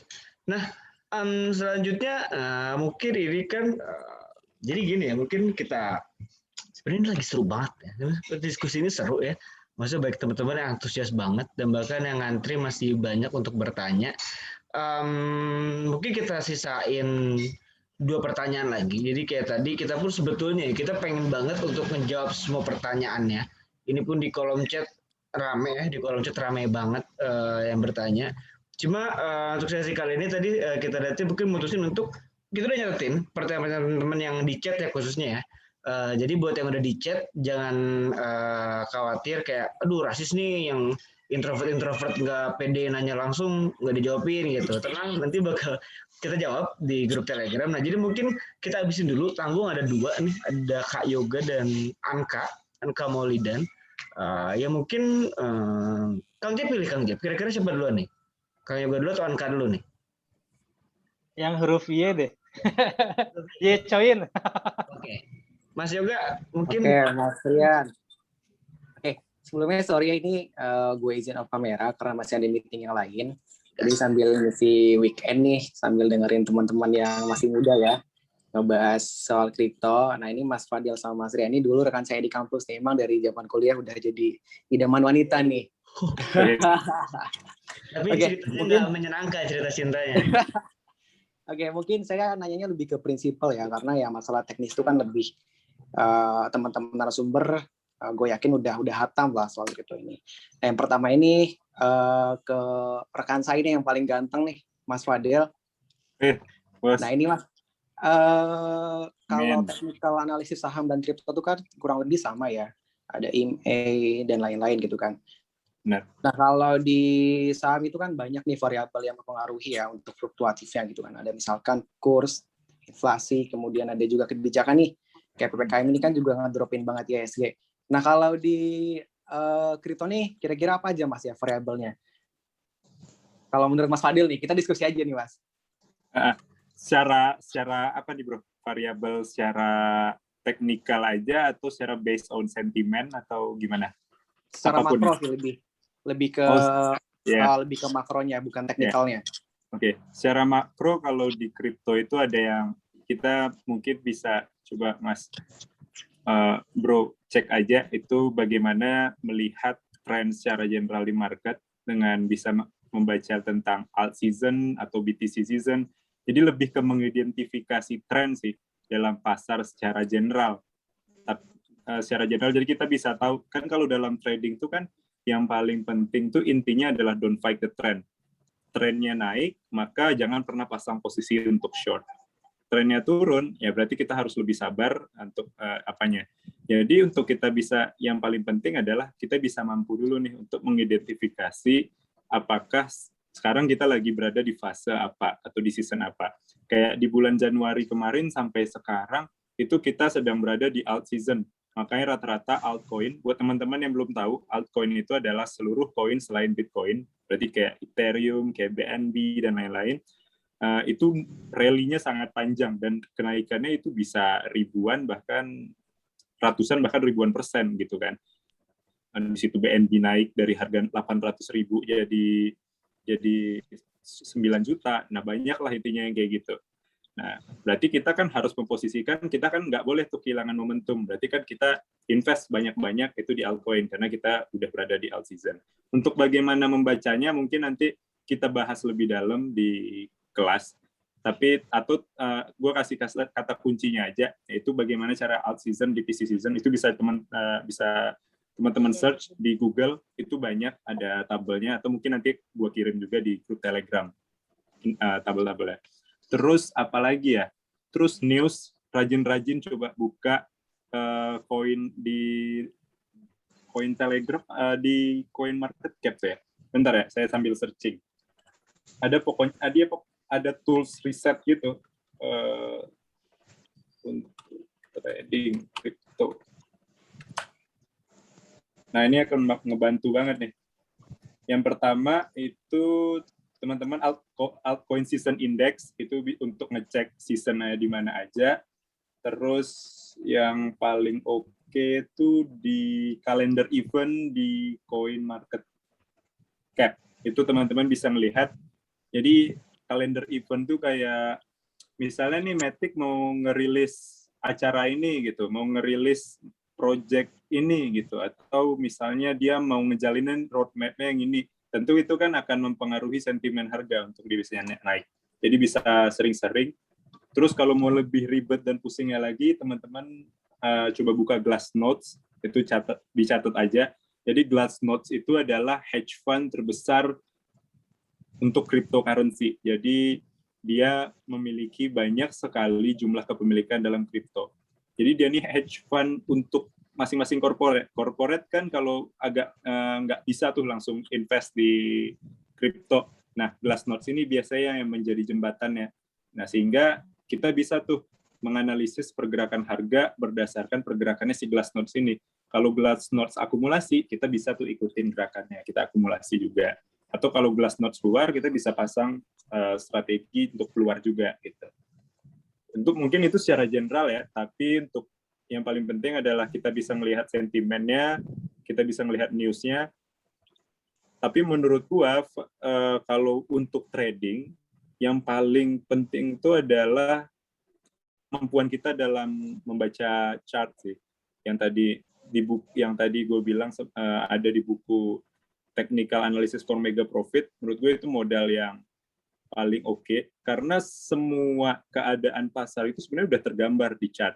Jadi teman-teman harus bisa membiasakan untuk membaca chart atau membaca tren, membaca apapun. Ketika teman-teman udah baca buku itu atau udah nontonin video-video itu atau udah ikutin kelas kita, gue yakin teman-teman bisa lah untuk melakukan analisis sendiri gitu. Kalau untuk trading itu mungkin ya. Oke, Mas Fadel, makasih banyak Mas. Ntar kalau ada waktu saya join ya Mas ya. Ini saya Ya, doain bro. juga nih biar punya perusahaan exchange. Jadi nanti kalau udah ada legalitas kripto, ya bolehlah saya nitip aset ya Mas ya buat jadi MI-nya nih. Oke, Mas Rian, Ya, bro. cukup. Thank you, bro.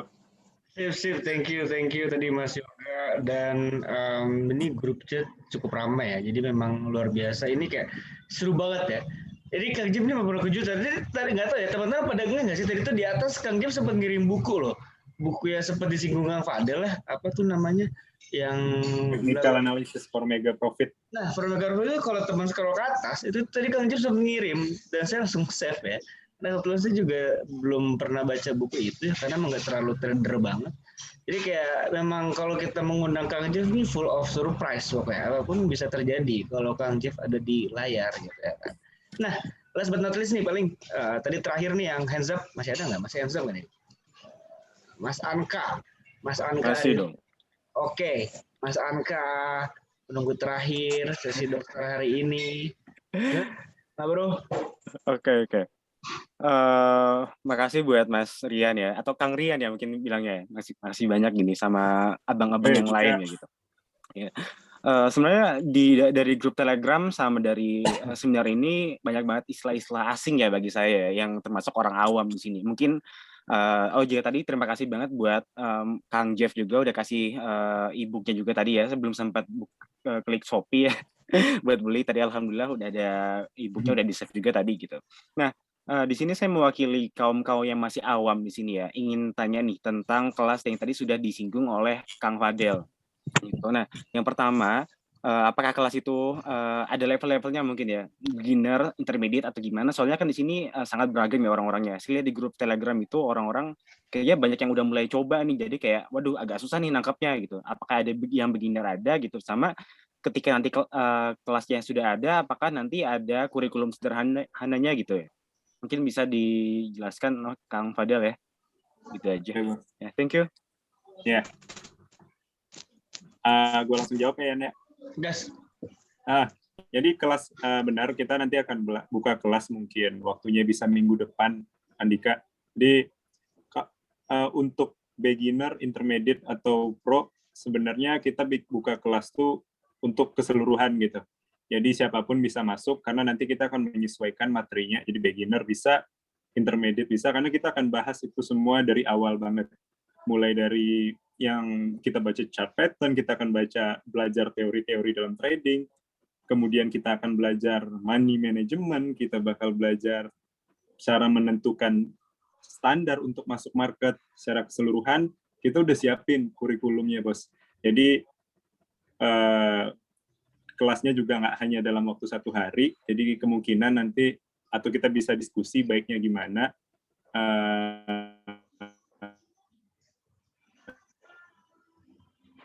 dalam 3 hari kita juga kita udah untuk bisa menyesuaikan keinginan teman-teman gimana. Nah, jadi kayak gitu aja. Terus nanti di akhirnya itu kita juga belajar future kontrak, karena menurut gue pribadi di kondisi market seperti sekarang ini paling aman dan paling oke itu trading di future. Jadi buat teman-teman yang mau dapetin juga ilmu di future bisa join ke kelas. Gitu ya. Oke. Aman. Oke. Thank you Dika. Jadi ini kebetulan nyambungnya dan kebetulan ya ini anggap aja bonus buat teman-teman yang hadir hari ini. Jadi gue buka kurikulumnya. Jadi secara sederhana kayak kata Farah tadi, memang ini sebenarnya jadi promosi ya, tapi nggak apa-apa lah ya. Jadi memang minggu depan schedule ya, jika nggak ada halangan Jumat depan kita memang ngadain kelas. Yang notabene memang kelas ya, bukan talks atau apa. Ya, memang konsepnya adalah mungkin lebih ke beginner sama intermediate lah. Yang memang dasarnya ada 3 kelas, 3 materi. Yang pertama itu dasar teknikal, yang kedua manajemen keuangan dan SOP dalam entry posisi, dan yang ketiga itu adalah future contract. Nah, ini mungkin gue sebutin dikit-dikit dulu. Jadi dasar teknikal tuh meliputi gimana cara baca candlestick, nentuin arah tren, multiple time frame analysis, support resistance, Fibonacci, Dow Theory, Elliott Wave, dan sebagainya. Angka psikologis, nah itu juga nanti bakal diajarin, termasuk cara baca pola reversal sama divergent gitu kan, volume dan breadth serta cycle, modern indikator, pokoknya bahasa-bahasa aneh tentang dan teori tadi juga kita bahas di situ. Yang kedua juga kita bakal bahas tentang manajemen keuangan, gimana cara hedging, terus trading plan, kayak kapan sih gue waktu entry, terus kapan gue harus take profit atau cut loss gitu kan, dari price actionnya. Terus juga indikator atau variabel apa aja harus dipenuhi dalam sekali entry gitu kan, termasuk mengukur risk to reward. Nah ini menariknya ya, jadi kayak yang gue kenal dari Fadel adalah cari pola-pola yang bisa bikin kita naruhin motor dapat mobil. Nah soalnya ada yang kayak gitu, ada yang kita mungkin naruhin mobil dapat motor, tapi ada juga yang kita naruhin motor dapat mobil. Nah ini yang kadang-kadang harus kita tentuin juga risk to reward-nya. Nah yang ketiga yang memang sekarang lagi ramai juga dan kita berusaha buat teman-teman supaya nggak ketinggalan kereta gitu, itu future contract. Jadi memang kita bakal ngajarin based on tradingnya itu di future contract mungkin ya, kayak definisinya, terus kayak apa itu PNL, liquidation price, short sama long itu apa, terus bedanya nanti kayak market price sama limit price itu apa ya, pokoknya kita bakal usahain lagi garap juga sepraktikal mungkin lah. Jadi mungkin nggak based on PPT, ya nanti mungkin Fadel sama Aji ya juragan-juragan trader di tim CoinFrog yang bakal langsung apa namanya screen share ya, langsung nggak pakai praktis. Dan open discussion juga. Kalau mau nanya langsung bisa. Kayak gitu sih teman-teman. Nah kebetulan sih memang kayak gitu masyarakat itu jadi sekalian promosi ya. Jadi sebenarnya tadi mau kenalin juga kalau minggu depan bakal ada kelas. Jadi sekalian thank you. Nah oke. Dan di sini kita udah nyampe di jam 9 ya. Sebetulnya nggak tahu nih, ini keputusan dari para narsum aja, dari Fadel dan ini, apakah kita mau lanjut nyantai gitu kan? Kita close dulu atau kita officially close kira-kira nih? Mungkin kita votingnya teman-teman nih. Teman-teman chat gitu. Boleh nambahin dikit nggak nih, host? Buat teman-teman CoinFox nih, yang wah ini acaranya luar biasa sih ya. Kita bisa berkumpul dalam sebuah pembicaraan yang insightful banget. Cuman saya pengen mention dikit nih soal mining sebagai penutup, mungkin sebelum teman-teman menutup atau mengakhiri pembicaraan ini, bahwa memang mining itu membutuhkan modal. Tentu beda halnya dengan trading yang katanya tadi bisa start dari 150. Mining tidak tidak sebegitunya. Kita butuh modal yang dirasa bisa mengoptimalkan barang kita, dan memang untuk mencapai situasi itu dan kita memulai mining, tidak semua orang bisa. Maka oleh karena itu Mining Farm melalui servisnya cloud mining, kita membuka akses kepada siapapun untuk bisa memulai mining. Jadi teman-teman bisa melakukan mining hanya mulai dari 1 juta aja. Dan kebetulan kita lagi melakukan listing terhadap rig kita terbaru, yang kalau misalnya teman-teman tertarik itu bisa banget nih masuk ke link kita yang udah saya share di kolom chat. Jadi teman-teman bisa banget lihat prospektusnya seperti apa dan sistemnya seperti apa. Thank you, host. Gokil, cloud mining. Anything in the cloud pokoknya, termasuk mining gitu ya kan. Ini solusi banget buat teman-teman ya, apalagi kayak mungkin nanti bisa, sebenarnya gue udah baca juga ya di Funder ada proposal juga, teman-teman bisa cek ya. Karena kebetulan gue juga sampai sempat ngeliat company profile dari Mining Farm, menarik banget. Jadi teman-teman yang mau mining cuma belum sempat beli alatnya, toolsnya, gaskan kita ke Mining Farm aja. Nah, oke, sebelumnya mau nanya dulu nih, mungkin buat pentolan dulu ya. Ini Fadel sama Aji dan mungkin tim CoinVault. Let's say kita lanjutin sampai setengah 10 dari tim dulu nih. Ini pada nyantuy nggak nih? Nyantuy. Jadi maksudnya kayak ya let's say kita tutup sementara dulu, setelah itu kita lanjut ke diskusi santai. Mungkin sebetulnya masih ada yang mau diskusi atau enggak gitu kan. Jadi open discuss aja gitu. Di Zoom juga ya? Di sini aja, nggak usah pindah gitu kan. Maksudnya kayak kita officially close, masa ngapain pindah lagi gitu kan. Oh iya. Siap. Boleh. Jadi kayak diskusi-diskusi gitu ya. Mungkin ditutup acaranya dulu kali ya. Ibaratnya kalau acara offline tuh kayak ditutup dulu, nah bisa kita ngobrol sambil ngopi sambil ngerokok di depan. Oh iya. Gitu kan. Nah, kita bikin kayak gitu. Oke. Kang Jep aman kan sih, tapi buat Kang Jep atau Kang Boy kita persilakan, maksudnya kayak mangga ya kalau masih ada waktu ya hayu kita ngobrol-ngobrol, tapi kalau enggak ya oke gitu kan, karena pasti punya kesibukan masing-masing juga gitu kan. Kebetulan kayak gitu sih. Nah, mungkin buat teman-teman yang masih mau diskusi gitu kan, kita nanti bakal kita perpanjang sampai 9:30 karena kebetulan Zoom-nya sendiri sih sampai jam 10 ya, 10 bukan 10 kurang 15. Jadi kita tutup nanti jam 9:30. Nah, mungkin sebelum kita lanjut ke diskusi bebas nanti, mau on cam enggak, kita ngobrol-ngobrol aja kayak arisan, kayak gimana sih, kayak teman-teman pernah nongkrong via Zoom gak sih? Nah, kayak gitu ya nanti kita. Nah, jadi terakhir kesimpulan dari saya pribadi, sebelum saya tutup, nah ini dari Kang Jep atau tadi Kang Boy udah ngasih closing statement. Dari Kang Jep atau Kang Fadel ada closing statement nggak kira-kira nih? Wah, siap. Akang-akang dulu deh. Mungkin saya dari investor saya investor secara utuh, maksudnya kalau saya mungkin sekarang punya 4 kaki setelah ada koin, sebelumnya pincang. Jadi koin, saham, startup sama aset gitu, ada 4. Jadi buat teman-teman investor, tadi benar manajemen keuangan yang bagus, juga itu diversifikasi aset pasti ya, itu ada Bukalapak, skip, oke lanjut. Jadi intinya itu manajemen investasi yang bagus. Saya sempat kenal juga banyak yang lain di fintech, peer-to-peer lending, ada robo investor, itu pernah nanam, tiba-tiba habis 2 tahun duitnya nambah merem gitu. Jadi memang banyak sekali hal-hal seru buat teman-teman investor yang hadir di sini gitu. Ada saham pakai koin, P2P pakai koin, staking segala macam, IPO, launchpad. Nah, yang seru nanti kita bisa saling kenal itu sesama Sultan, itu pengalaman saya gitu. Kemudian juga ini project ada yang pakai koinnya, ini for information aja, kalau ada yang punya startup, kadang ada orang minta project kita tapi bayar pakai BCH misalkan, itu kita harus siap. Kenapa kita harus kenal koin, di mana transaksinya, jangan sampai kita gagal kerjaan gara-gara kita nggak tahu namanya wallet gitu. Nah itu kira-kira. Jadi tetap belajar, mungkin dari saya itu semangat selalu. Silakan nih kepada suhu Kak Fadel. Gimana Bos Fadel, Kapten? Mungkin kalau closing statement dari saya, kripto ini kayak ternyata banyak banget sumber yang bisa menghasilkan, bisa dari trading dalam jangka pendek juga oke, bisa dari invest untuk long term, bahkan teman-teman cuma nyediain alat-alat komputer atau teknologinya aja bisa dengan mining teman-teman tetap bisa menghasilkan passive income gitu. Dan kalau dari sudut pandang trader gitu kan, trading itu adalah sesuatu yang menghasilkan secara konsisten, itu yang paling penting. Bukan tentang seberapa banyak profit, tapi seberapa konsistensi teman-teman bisa mendapatkan profit tersebut. Yang paling penting dari seorang trader itu memang adalah mental dan disiplin untuk bisa mengikuti trading plan dan standar untuk memasuki suatu market.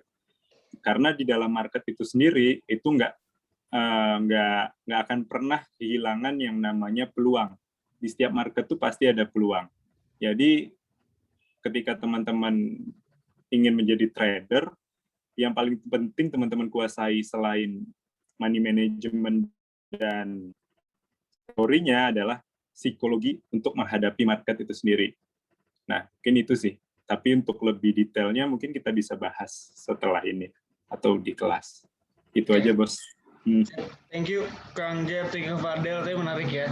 Jadi poinnya memang ya kalau tadi kalau kita ngebahas mining, memang kalau kita rangkum ya dari bahasan hari ini, mining itu memang cukup butuh modal. Cuma kalau ditanyakan tadi sempat terjawab oleh Kang Boy ya, banyak isu kayak mining itu udah mulai kurang cuannya, sebenarnya masih, cuma memang tergantung cara mainnya gitu kan kayak tadi, dan teknologi ini bakal berkembang terus. Kalau dulu mungkin mining butuh banyak lahan, sekarang ya pakai HP bisa sebetulnya, cuma kembali lagi beda hasilnya juga. Jadi intinya masih ternyata setelah kita bahas sini potensi buat mining ini masih cukup besar sebetulnya gitu kan.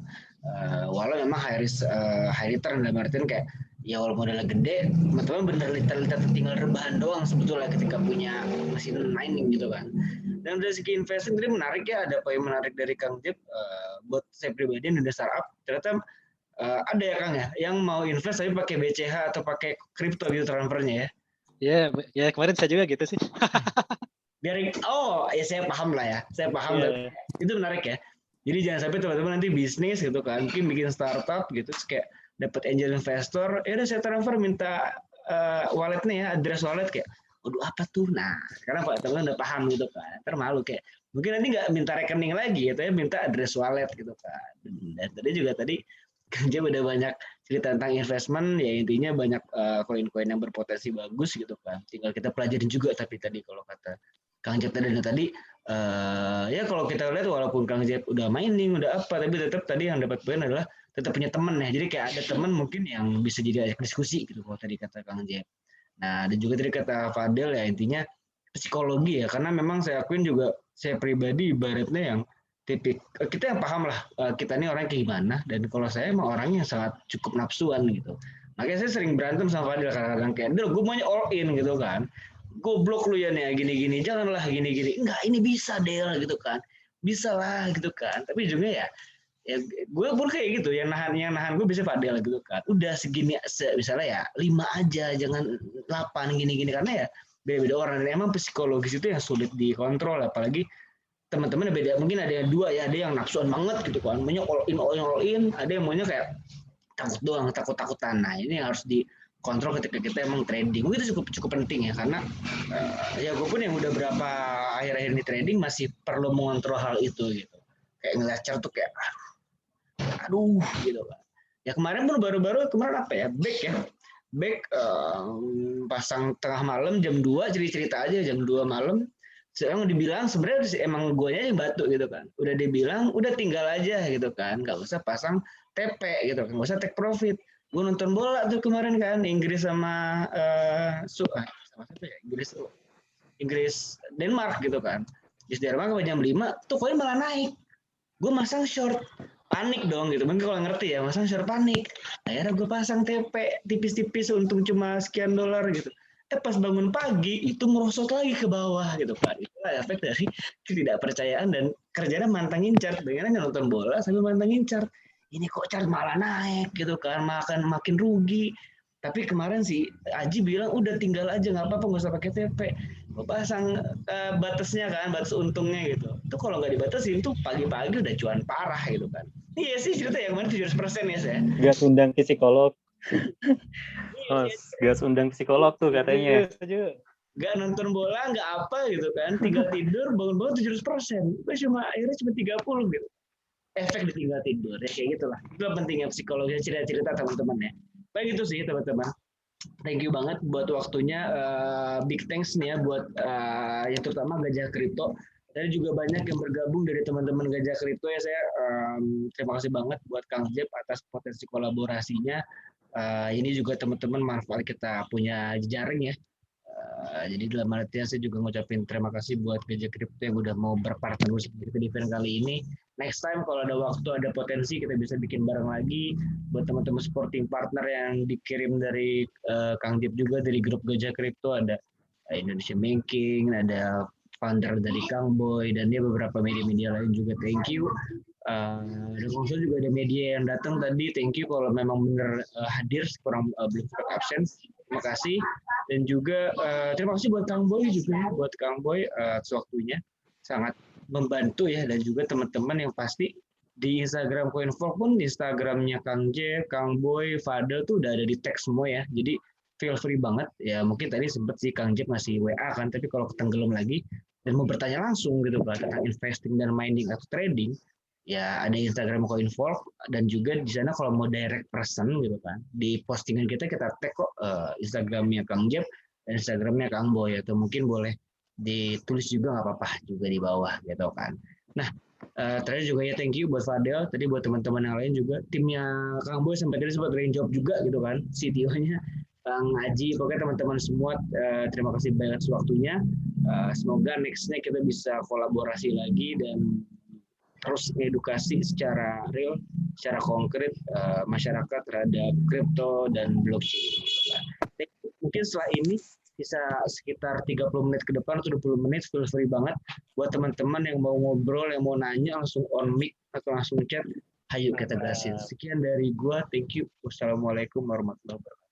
Thank you. Foto dulu kali ya. Iya foto ya. Iya foto dulu ya. Dulu nggak sih? Foto ya. Yang masih pada bangun boleh. Yang masih pada bangun boleh kali ya kita on mic, on cam. Nah, boleh. Tas. Ada yang backgroundnya. Thank you, Bos. Thank you, Arka. Luar biasa. Aduh, patah nggak tuh leher? Oke. Wih, Mas Didit backgroundnya keren, coy. Mau dihitung sama host kali ya. Mas Didit niat. Luar biasa. Sudah on mic, kita tunggu semua on mic nih. Kalau nggak lagi nyari background nih gambar, kalau nggak lagi nyari lampu nih, kalau gini biasanya nih. Pasang itu hijab. Atau enggak, aduh, pakai yang mana nih ya gitu kan. Biasanya on mic tuh lama gitu. Kalau yang cewek biasanya nunggu dulu, aduh, belum touch up gitu ya kan. Oke. Ini udah semua ya. Kita screenshot yang ada dulu aja. Oke. 1, 2, 3.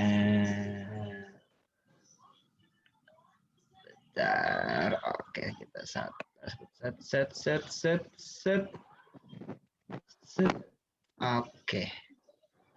Oke.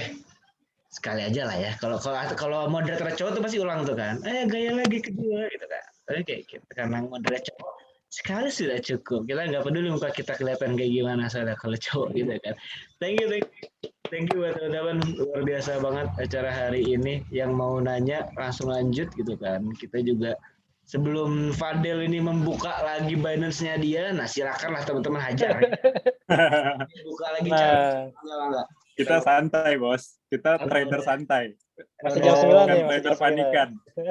Dan sudah mulai. Kalau yang kemarin yang ICO itu gimana tuh? Gimana, Bang? Dengan yang ICO kemarin gimana? Recordingnya mau di stop dulu, asik. Kita stop. Udah